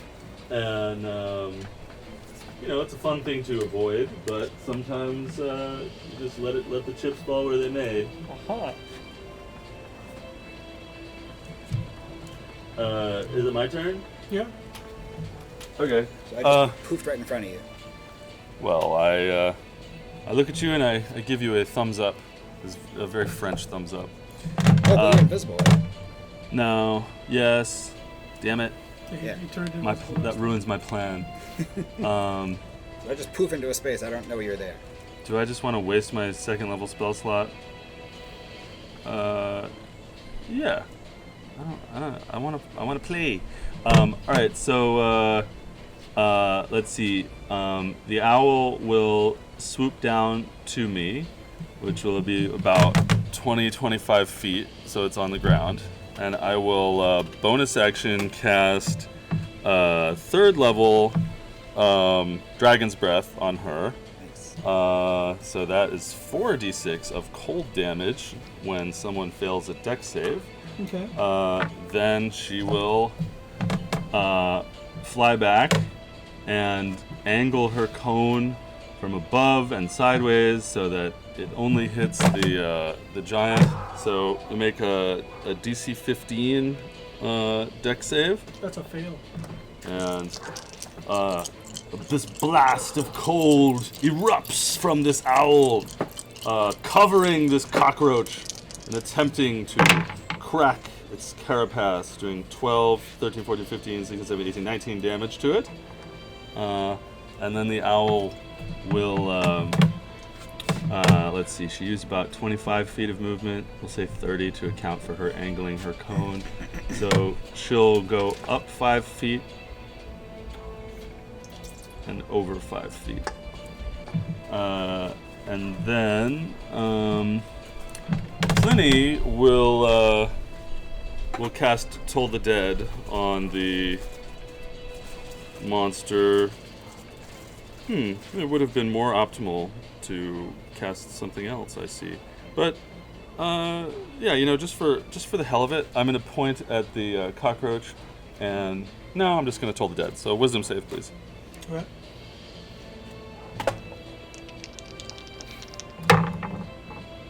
It's 8. 22 Sheesh. necrotic damage as invisible bells erupt around the cockroach's head, and it feels deep fear and sadness. And Pliny will use his movement to squeeze by his friend, and that will be our turns. And as I squeeze by you, I'll say, "Bon chance." Well, Pass. All right. That guy's out. Let's see here. So it's at this point that you all feel the cupboard kind of shake and you hear the loud bang Ow. as he clears out all those baboon plants.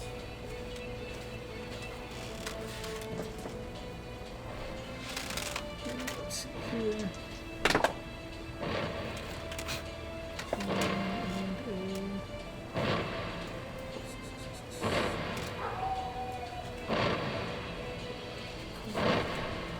It's only the fighter left, right? Correct. Okay.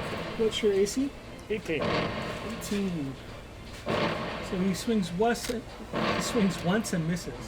And then with the second swing, he rolled a... That hits. That hits. Silvery barbs. Okay. And I'll give the advantage to Bagheera. Aha! That's 17 to hit. Misses. Misses? Okay. Aha! Aha!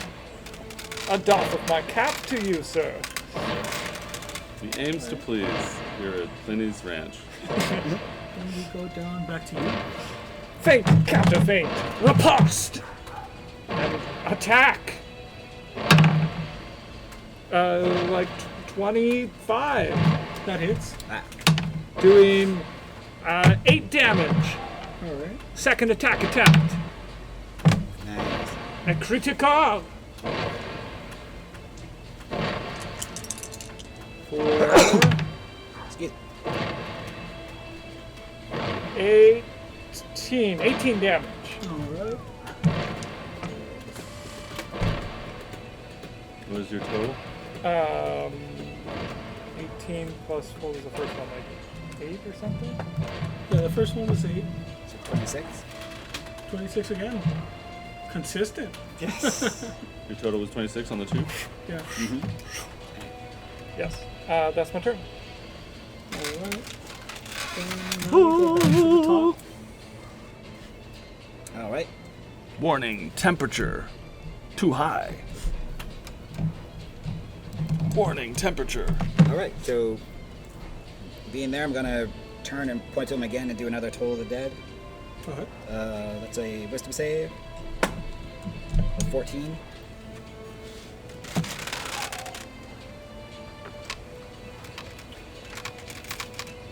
Yeah, he does not make that. Okay. You're gonna take 2d12. You're gonna do better this time. Doing 12 points of necrotic. Alright. You can see at this point this thing looks a lot worse for wear. Yay! You can't kill me with a giant cockroach. Giant.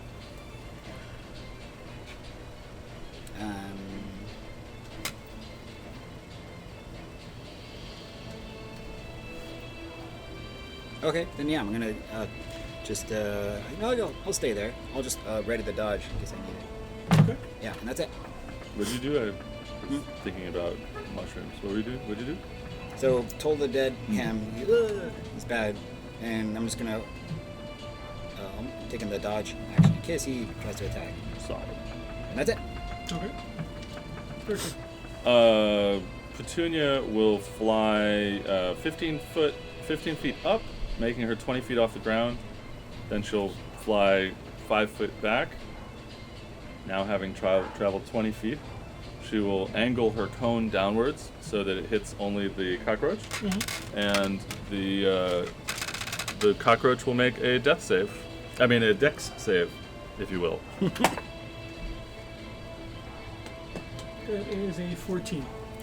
That will fail, and great gobs of damage will fall down upon it as a cone of cold emerges from the mouth of this black owl with pink feathers. And less damage than before, but still damage. 9 cold damage racks the carapace of this insectoid amalgam.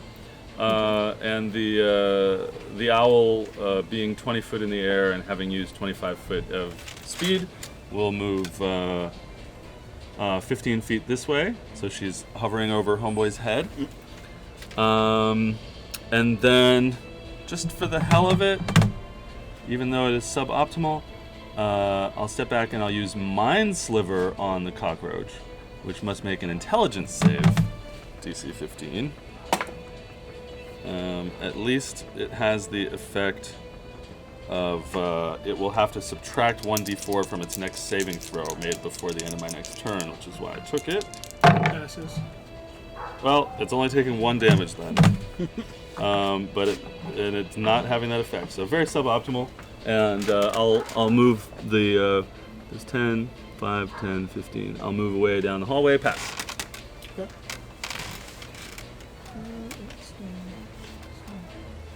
Okay, I need everyone to make me a DC 15 Dex check, Dex save. As you feel the cupboard start shaking. Ooh, You have advantage on your saving throw tremendous. from the silvery bar. I feel sure-footed from the witticisms of my tiny comrade. 18 for me. Okay. If you failed, you are prone and take 2d6 damage. I will use a charge of this Ring of Abjuration that I got during the Bullywog thing, so that I have advantage on the Dex saving throw. And it's a Dex save, so it's 19. That passes. It's a DC 15. Great. Pass it has been. Pass. So when you guys roll me 2d6 for the giant, you also get hit by this. 6. 6. The giant fails. The cockroach fails. The giant does fail. And finds so itself he falls prone. squishy. Thump. But he is still alive. A piece of paper covers the words Venom Troll. Alright, and let's see. What is it? Half movement to get up from prone? Correct. Now he's taking his turn. 4.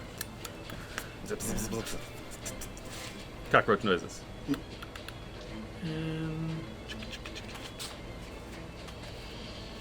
And you took the dodge action over here, right? I did. Okay, this one is Bagheera, right? Me, yes. You do not have the dodge action. But he would go Shield No. and sword. I don't think you can take the dodge action because you used your action to cast the cantrip, and you're not a rogue, right? So dodge would need Rogues to be. can't dodge for free. Rogues can dodge as a bonus action. Monks can if they spend 2 points. Rogues can dash, hide, But not dodge. not dodge. Okay, so even then, yeah. So you used your action to cast the cantrip, Yeah. but you can't dodge as a bonus action. It has to be your action. Two attacks. Okay. What can I? How about you, bug? I don't want to waste one of my sorcery points. Do it. Waste your sorcery point, dog. 19 and a 28. Ah, trapped between the jaws of the cockroach. Both hit. Yes. Ah. Are you grappled? I'm here at the Are you grappled for flavor or for mechanical? Flavor. Wait, how did it happen? Maybe I can silvery barbs it? Was it just a hit? Yeah, they were both to hit. So it's 2 hits. 2 hits. Well, you're level 6. You go ahead. This is what I've been bred and trained for. Yes. That's 6. 14 damage on the first one. Ah.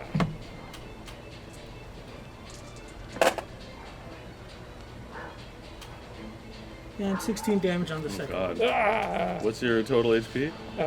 What is 16? 23. I think I'm at 20 something left. Okay. Okay, and that's 10. We go back to you. All right. Do it. As a bonus action, I will fightery second wind, regaining hit points as I think of my mother and father. When I was a wee child sitting upon their laps, and they told me, son, should you ever find yourself within the grasp of a ravenous, oversized cockroach, remember that there's more to you than muscle and steel.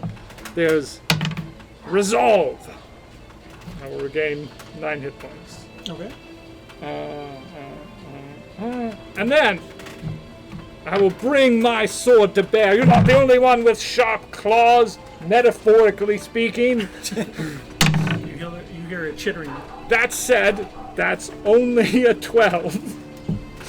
I'll attack a second time. Okay. That's a that's a 14. That hits. Yeah! Doing 12 damage.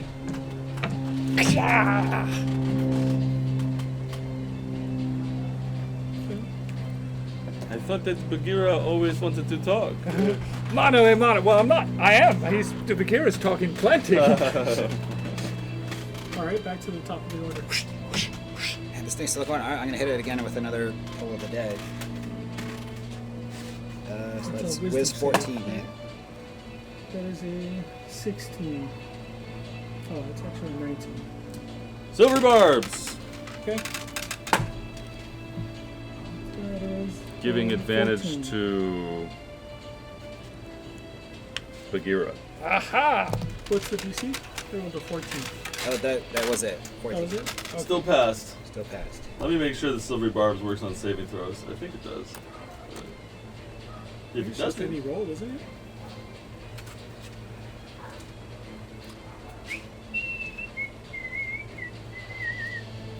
succeeds on attack roll, an ability check, or a saving throw. Yep.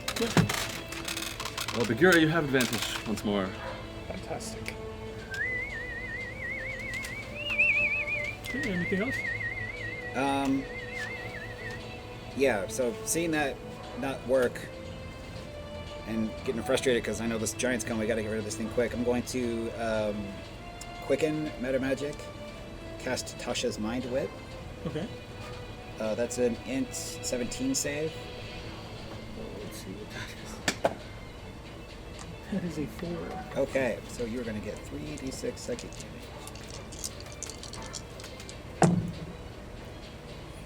6 psychic damage, and can't take a reaction on its next turn. Moreover, on its next turn, it must choose whether it gets a move, an action, or a bonus action. It only gets one of the 3. Okay. Why does it save 17? It says attack slave int 17. Hmm? So the target must make an intelligence saving throw. Yeah, but your other saves are 14. That was wisdom. This is intelligence. But if I have a +5 at something, my spell save DC is 16. So, do you have an item that gives you? Or if you got it from a different class, it would use their spell save DC. Oh yeah, I'm Clockwork and I'm Twilight Cleric. Right, but if you have 20 Wisdom or 20 Charisma, your I- spell save DC is 16. 8, 9, 10, 11, 12, 13, 14, 15, 16. I recall there when I ran with you, there was an object on your sheet that gave him a +1 to DC. Yeah, I have that +1 Bloodwill vial, but I think that's just to restore. You have a Bloodwell vial? Yeah. Okay, that does that. Okay. Yeah. Okay, just making sure. Trying to figure it out. Because the other one was 14. Yeah. Yeah. Okay. So Don't that's it. bind me. Just overly analytical That's all okay. the time. It's good to know how these things work. Yeah, well, I would never think that you were duplicitously offering the DC, only attempting to understand Speak I for. Okay. So is this thing looking really, really fucked up? Yeah, this thing's pretty battered. Looks like there's cracks in its shell in places.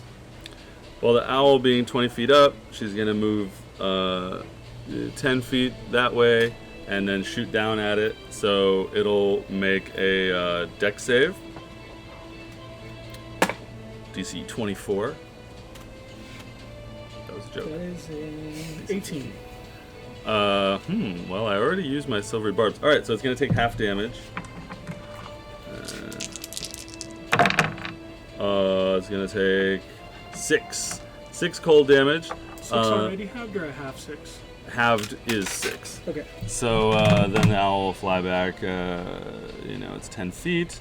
So that's 20. And then it'll go another 10 feet, wanting to stay near the fracas. And what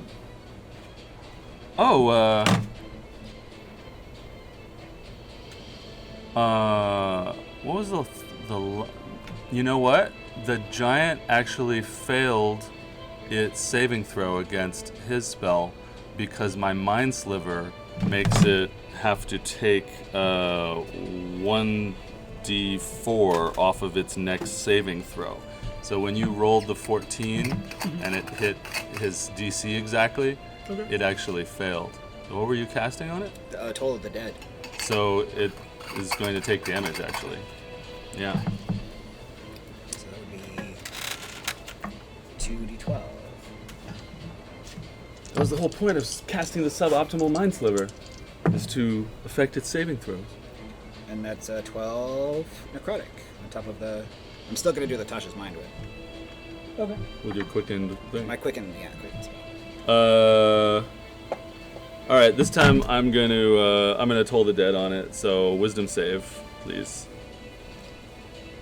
Bells everywhere. That's a 7.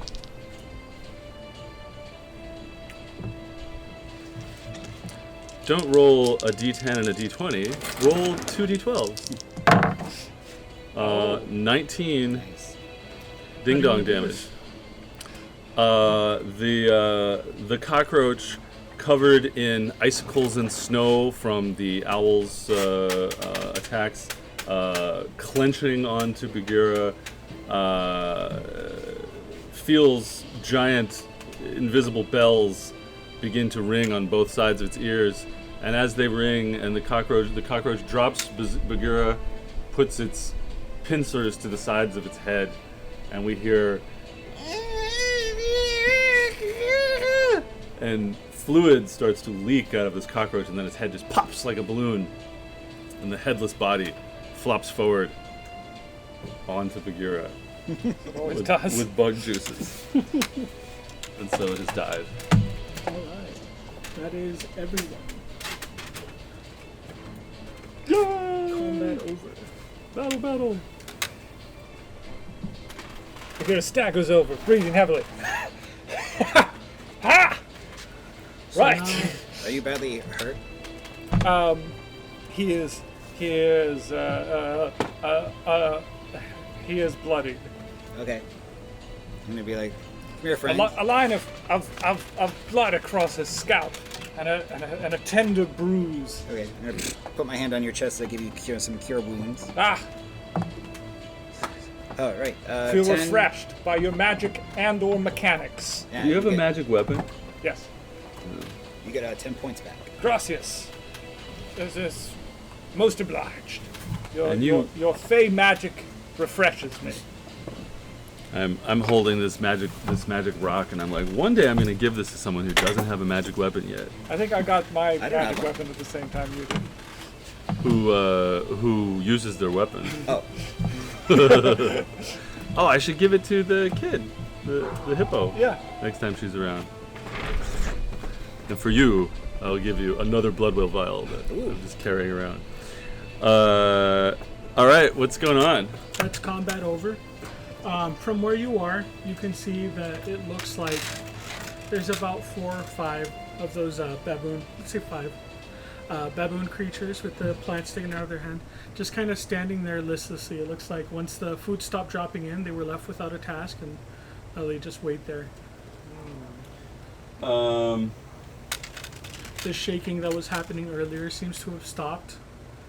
It seems quiet on the outside. I will say to you all, if I take a short rest with this whistle in my hand and attempt to attune to it, I will discover what it does. I will also regain some spells, which is good. Then maybe I will know that if I blow this whistle, I will control these baboons. Prudent. I This- follow your logic.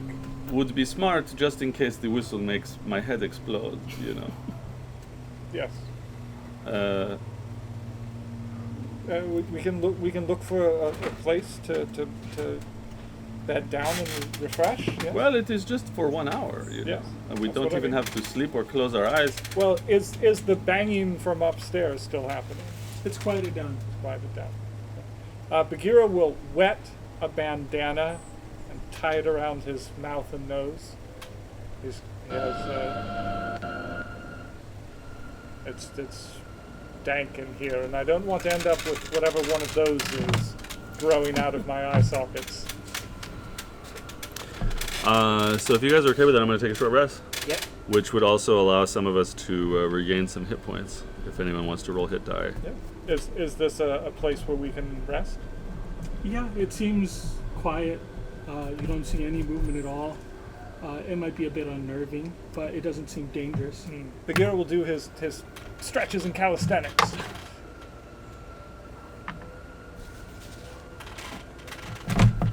And I don't have a card for it or anything, but it's a whistle that holds 2 spells. It has Speak with Plants and Command.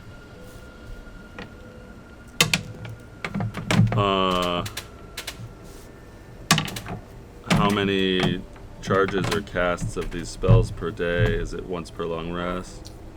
Yeah, once per long rest. And you can choose either.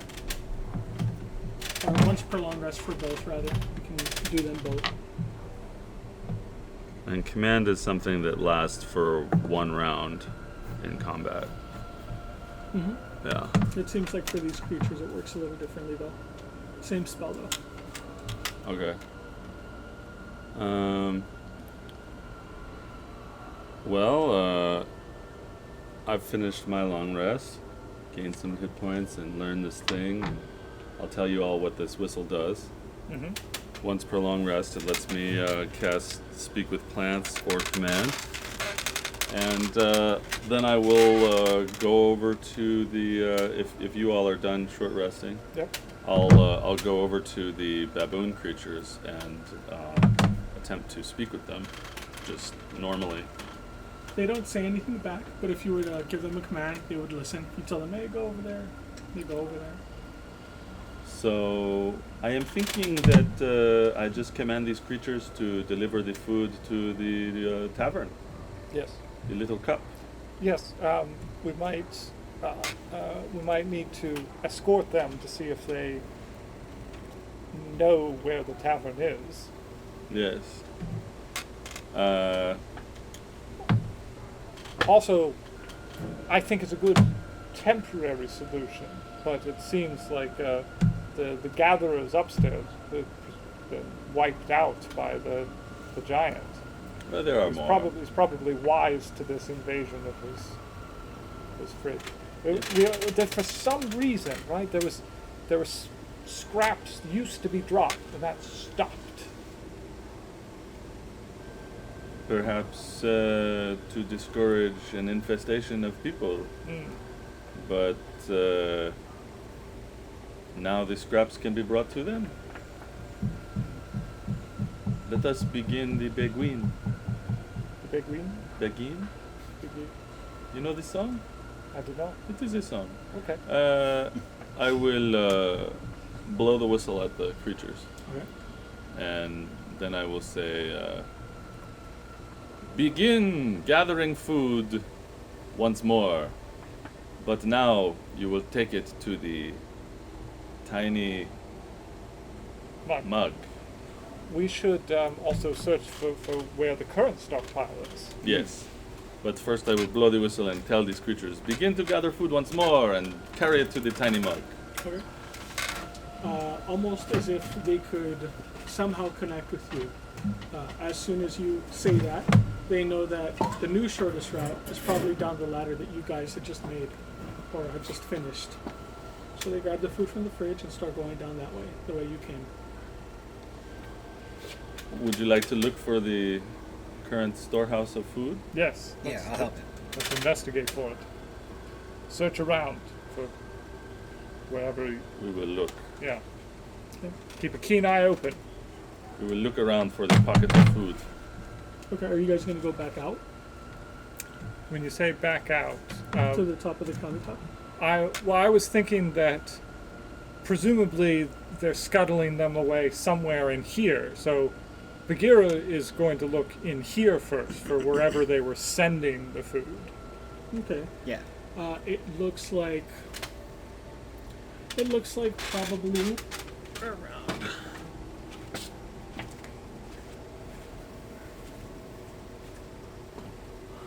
Probably just around the end, right around here. They had a big pile that they were stacking all the food into. Uh-huh. Probably to move it somewhere else later, but for now that's where it is. Interesting. So if I still can, I'll tell them, also take this food to the tiny mug. That'll be the food that they're grabbing first. They're grabbing that, bringing it all the way to the other side, and bringing it to the tiny mug. And I'll just tell them, never stop bringing food from here to the tiny mug.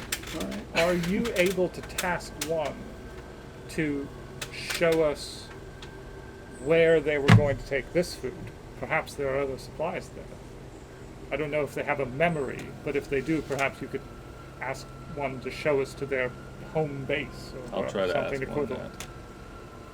I'll try to ask one.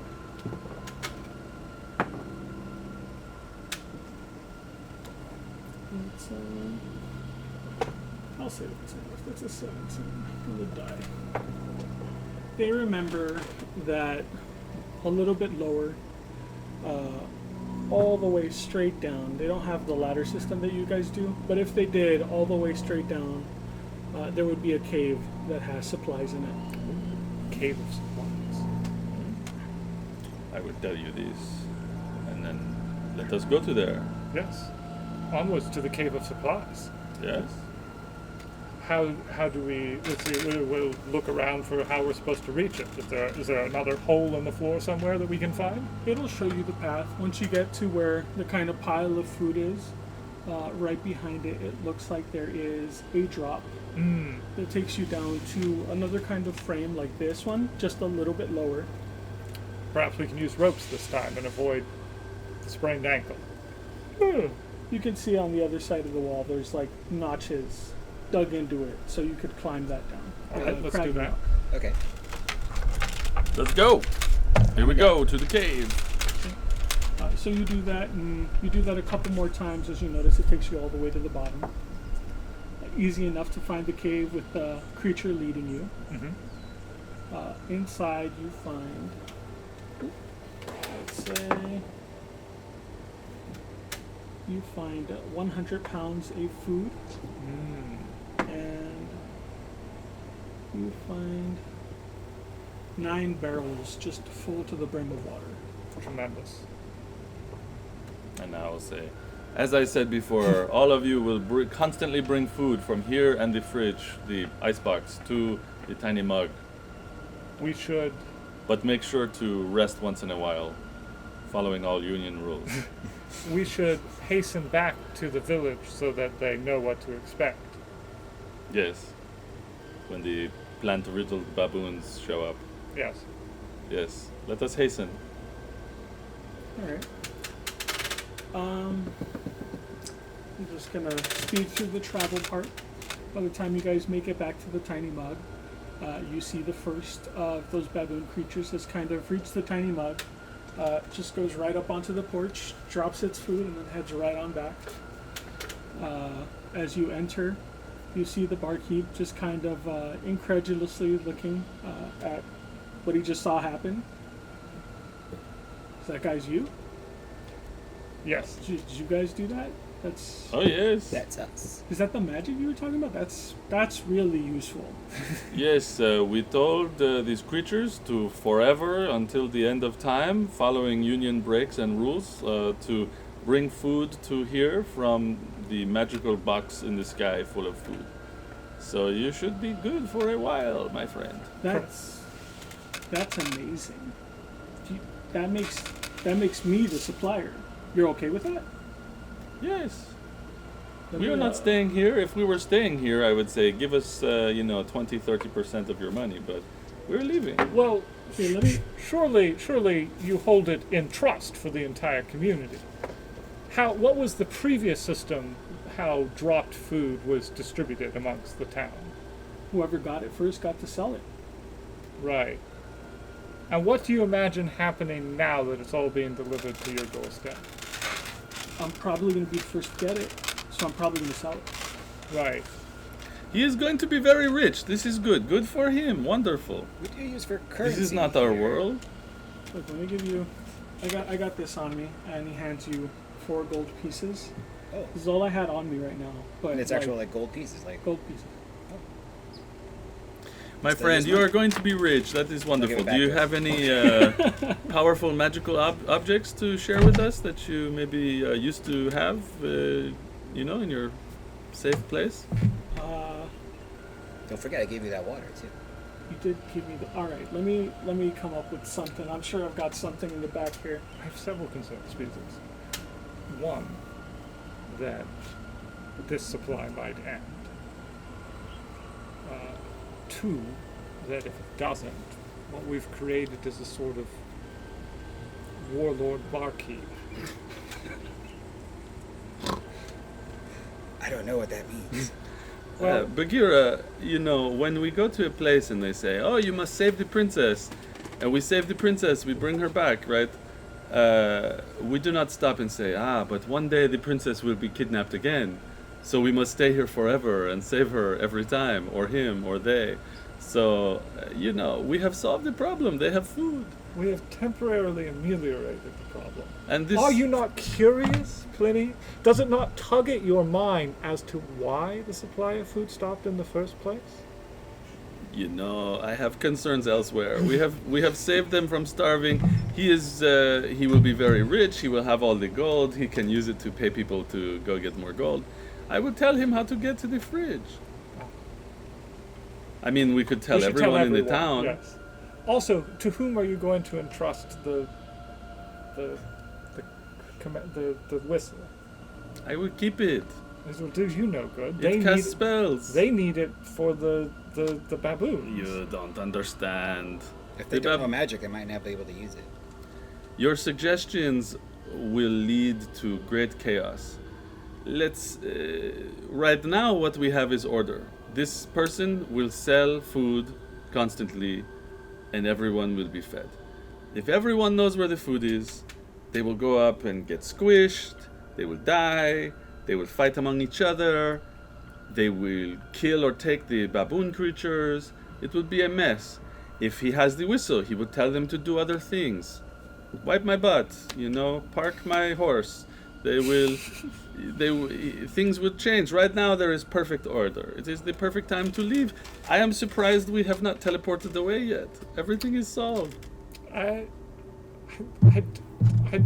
don't concur, and I'm not going to touch upon every one of your logical leaps. I mean, he is a barkeep. That is his job, to sell food and drink. Yes, who are we to stop him from selling food? I want to explore more. All right, he comes back, and he has a shiny gold ring with a ruby red gem in its center, and he says, "All right, this is how I work the stove." And he hands it to you. It is a ring that once per long rest you can cast Fireball, Oh, yes. and you have the cantrip create bonfire while you hold it. Oh, I love these. And then he gives you a rapier, where instead of steel, the point is made of toothpick, and it is a +2 rapier. Bagheera, do you want this rapier? So it's like wooden. So it's like carved out of a steel base, toothpick? and then the tip is wooden. Sick. Would you like this rapier? I would absolutely. Yes, please take it. Swish, swish. Now, And with that, you guys are gone. please tell me that either the whistle or the ring does not require attunement to use. The ring does require attunement. The whistle does not. Oh, thank you. You've Thank already you, you've already Jesus. received the magic item. I've received nothing. You want the fireball ring, yeah? Yes. Or maybe you want the commanding and speaking with plants whistle? Oh, I want the whistle. Once per long rest, you can cast command or speak with plants. Yes. I already know fireball. Do you?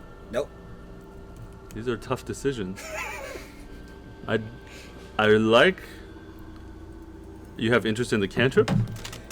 I have interest in the balance of things. Currently, I cannot. Well, I'm Command just trying to spells. decide which thing to give you. Oh, yeah. I only have Fireball as a cantrip. I don't have Create Bonfire, which would be helpful. I also don't have much of a damaging offensive spell. I have mostly support things. Okay. And then RP wise, like speak with plants and command versus create bonfire and fireball. I mean, RP wise, I can already speak to plants. Okay, Just so speaking Sylvan, but I can't fireball. command them. Because I already know fireball. Okay. I have 2 damaging cantrips. Okay, Create bonfire is pretty cool. it is. Enjoy. Sweet. Slip it on. So the whistle, no attunement. No attunement. Great. Okay, the ring, I will take. I will give you the ring.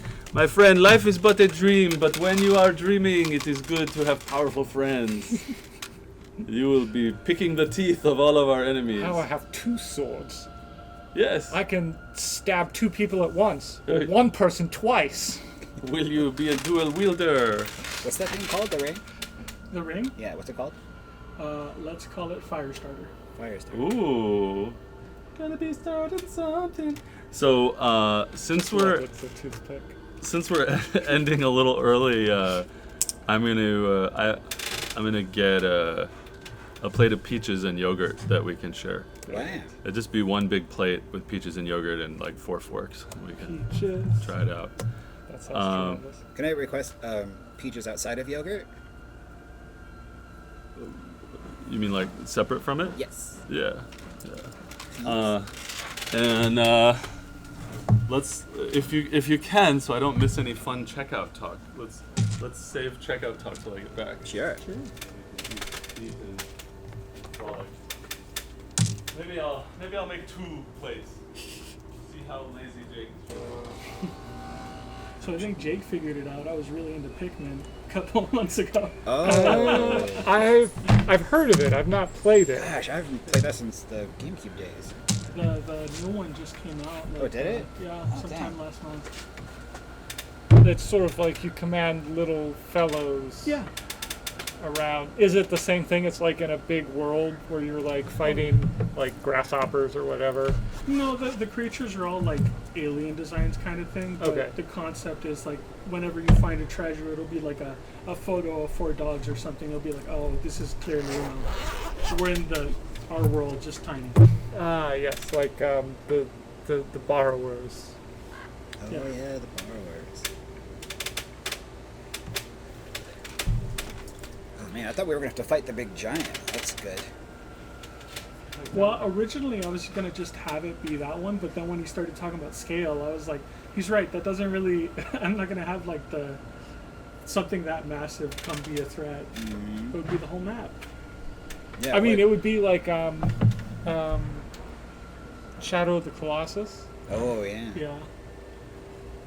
Like climb it and find its weak Sure. points. Oh, that would have been fun. I like the cockroach. But yeah, the cockroach is fun. But yeah, no, it was the way it was painted. Like I assumed that the giant was just like not even statted out. It was just like a insta-death level threat because of its titanic scale. It was portrayed. It was well portrayed as something like it doesn't even have a health bar. It's just you escape. Yeah.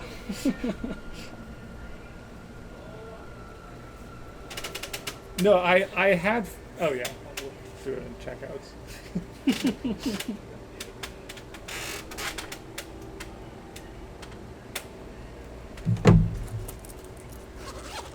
So wait, I want to write this down so I forget.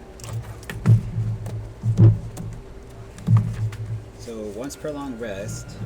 You can cast Fireball, and while you have it equipped or attuned to it, you know the Create Bonfire cantrip. Okay. And I can cast that. Oh yeah. Once per long rest. Fireball. And then no. Create bonfire. Cool. Didn't have that before.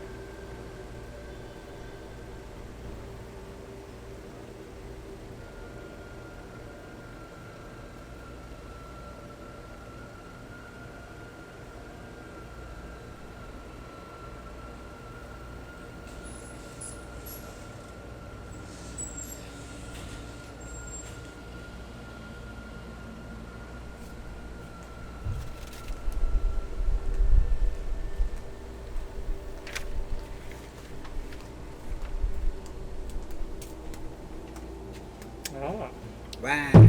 Thank you. Here are some forks. Yes. Here's a chair that's closer to the peaches. Peaches chair. Oh, that's great. Wow. These are homegrown peaches? They just grow on that tree, bro. Wow. Oh. You're like a farmer. Isn't that great? A peach farmer. Only for a certain time of year, and they grow so bountifully that they would just fall on the ground and collect there. That's lemon yogurt from Trader Joe's. If we run out of that, I have some Greek yogurt. Mmm. Yes, summer is finally here. Oh, fork. Final fork. Final fork tier. So did you expect us to go in the fridge, or did you expect us to never go in the fridge? I expected you guys to go in the fridge. What was in there? Food supplies. Any fridge creatures? No. Killer broccoli. Maybe Yeah. then the roach would have been in there instead. And so the giant had roaches that he dropped to catch the ants or whatever. Yeah. There's kind of biological mouse traps. But it didn't get suspicious when the cockroach ended up dead? Or did it not know? Honestly, I haven't planned out that far. Oh. It left for now, long enough for us to finish our plan. So you guys can totally grab some. My trick is to take the slightly less ripe ones and let them ripen in the bowl in the kitchen for a day or two. Because the squirrels will just eat them.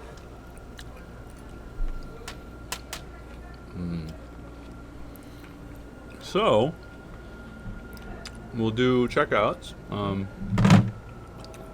What did you like about the session? What did you like that another player did? And does nobody have inspiration? I have one inspiration. Nobody else has it, right? I think I have it from a couple sessions ago. Hmm. I always forget about it. All right. Oh, Well, maybe I do too, for my first session. I don't remember. well, never mind then. Yeah, something you enjoyed about the session, and something you enjoyed that another player did. If you want, I can cut up more peaches. We got a lot. That's only 4 peaches. That was delicious. I liked picturing the environment in that way, almost like a video game, where your immediate environment is kind of that 3/4 view, and then the background is almost like that matte painting they would do in the old movies. So it's almost like it's sort of like an out of focus or bokeh effect, of a distant kitchen, almost like you would almost as if you were looking at mountains so far in the distance that they almost disappear into the fog. But just for the laundry room or whatever is just this vague wash of shapes. It sort of makes it seem like it's a vast land. I liked the description of the sort of mundane objects as these strange, otherworldly, broken down to their basic descriptions. It was feasible to sort of approach them with the kind of limited knowledge that the Bagheera would actually have. So I think it was a good pace of knowing what was going on, but not knowing exactly what we were looking at immediately. To preserve that sense of mystery. I enjoyed very much hearing in character about the sort of more advanced technology from his own world. That was sort of at the cutting edge. I liked the interplay of Beezix and Pliny with the bartender. Felt very natural, organic. You guys had a good comedic timing. We're here all night. Yeah, I'll have one. Thank you. it was a fun little romp.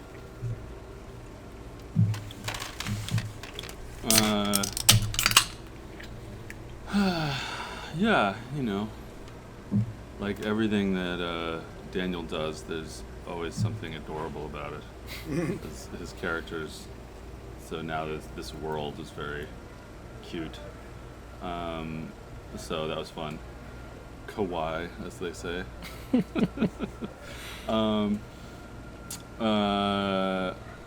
You know, I like that. You know, you didn't try to overcomplicate things. Like, there's one person to talk to in this inn. You know, we didn't. You know, we have a tendency to overthink things so much. So, you know, a clear goal, and I felt like some of it was improvised, and the improvisation made sense and helped us continue forward with what we were imagining doing, and so, you know, my assumption that you'll reveal eventually is, my assumption is that we did some things that you didn't expect, and that you were making stuff up as we did that, and so, you know, that was good. You said you're a newer DM, right? This is my first time doing it in person. I've done one-shots before, like online, which is very different. Mm-hmm. So What, yeah, what stands out to you is the difference? I can see you guys. That's the biggest difference for me. If I'm just staring at a computer screen and we don't do like FaceTime or anything like that, it's a lot easier for me to just like. I feel like my improvisation is not as noticeable then, and it's easier for me to. I like doing like very, very magical, weird settings. So it's easier to have kind of out of hand things happen that no one really expects. Yeah. mm-hmm. Oh, the baboons were great. So freakishly rendered. So I was certain that the drow was a spores druid, and that these were like reanimated via plants. And I was really hoping that the whistle was this particular magic item where you whistle and then a corpse comes out of the ground and serves you. Is basically you're casting Animate Dead, but with the whistle. I was like, that's the whistle. I have to break invisibility to get that whistle. But I like the whistle that it is. But it was fun trying to figure out. I figured he might be a druid because he was only wearing this like plastics garment and not carrying anything. But he got smushed. So. As one does. Did you say stuff? No, but I don't have really much else to add. I mean, I thought it was really interesting because at first I'm picturing like a medieval tavern kind of house, but then it's like no, there's like a fridge and there's like a doorknob. And it's like, oh wow, this is like a modern like setting. This is interesting, and yeah, just the fun visuals of just everything being like really big and even all the stuff. I mean, to us, you know, us as people, we know what this stuff is, but you know, none of us have seen a fridge, much less a giant fridge before. Yeah. It's curious where, like, I'm super curious, like, where, like, the people in the tavern, do they live in this giant's house? At first I thought it was going to be like if you've ever played the Fable series, I think it was 2 or 3, where, like, there's basically, it's like these 3, like, magical guys, and they're playing basically, you know, D&D, but in that setting, and then, you know, your character gets shrunk down into their little mini-mat. Their tabletop. Yeah, I think I do remember that. So I thought it was going to be like that, where it's like, we're basically, like, thought we were gonna be like in like a, or kind of like Beetlejuice, like like we're in like a town that was built by this giant. We're all like staying there, but it was interesting seeing that. I think they don't like. Where do they live? Like, where's this Were town? they in like the basement? I was imagining that the tavern was like under a piece of furniture, so they wouldn't be seen. That makes sense. That's why it was so dark. What did you intend for it? Yeah, the tavern's under a piece of furniture. That's where it is. That's why it's dark. I was gonna, if ever this setting comes back, there's probably a town not too far. It's probably on the edge of town. There's more houses under the. Couchtopia. It was like a counter. The first one. The first one was a counter. The second one was the cupboard. Yeah. So yeah, this made me want to make a contemporary setting one shot where we're all like, "What is this thing? What is that? What is this car? What? Like, trying not to metagame, like understanding how a car works and stuff like that. Yeah, it's fun. What other revelations do you have for us about this this game? I thought you actually picked up on it, but now I'm thinking you just thought that it was the whistle. I thought you knew that it was from Pikmin. I've been playing Pikmin a lot before I got Baldur's Gate. I was really into that game, so. Pikmin? Yeah. How does You that never spell? played that one? So you're like, it's Pikmin. Oh, okay. No, I don't know it. It's like you're like a spaceman who lands on Earth, but you're tiny sized. Mm-hmm. So you crash land the first time, and you get these little plant-like creatures to help you fix your set. Hmm. Oh. Yeah. No, I thought it was that animate Dead Whistle, and that these guys were like his undead raised army. Because if you cast a spell enough times and you do enough things, you can have like a whole legion of Yeah. undead servants. And then Spores Druid can, on level 6 in battle as a reaction, raise something that's died as a reaction, and it'll have 1 hit point. So he could theoretically have a bunch of raised dead. Yeah, so the next game is 826, and I don't know who's DMing it yet, so it might be me. I'm asking around. I'm trying to go in initiative order, so you know, if you DM'd recently, I'll only be asking people who haven't DM'd, and then if there's nobody left in the turn order, then I'll go again. I'm thinking about DMing a couple games that are set in Alenia Toth, where we're figuring out why this is happening. You know, like advance the plot a little bit. So we'll see.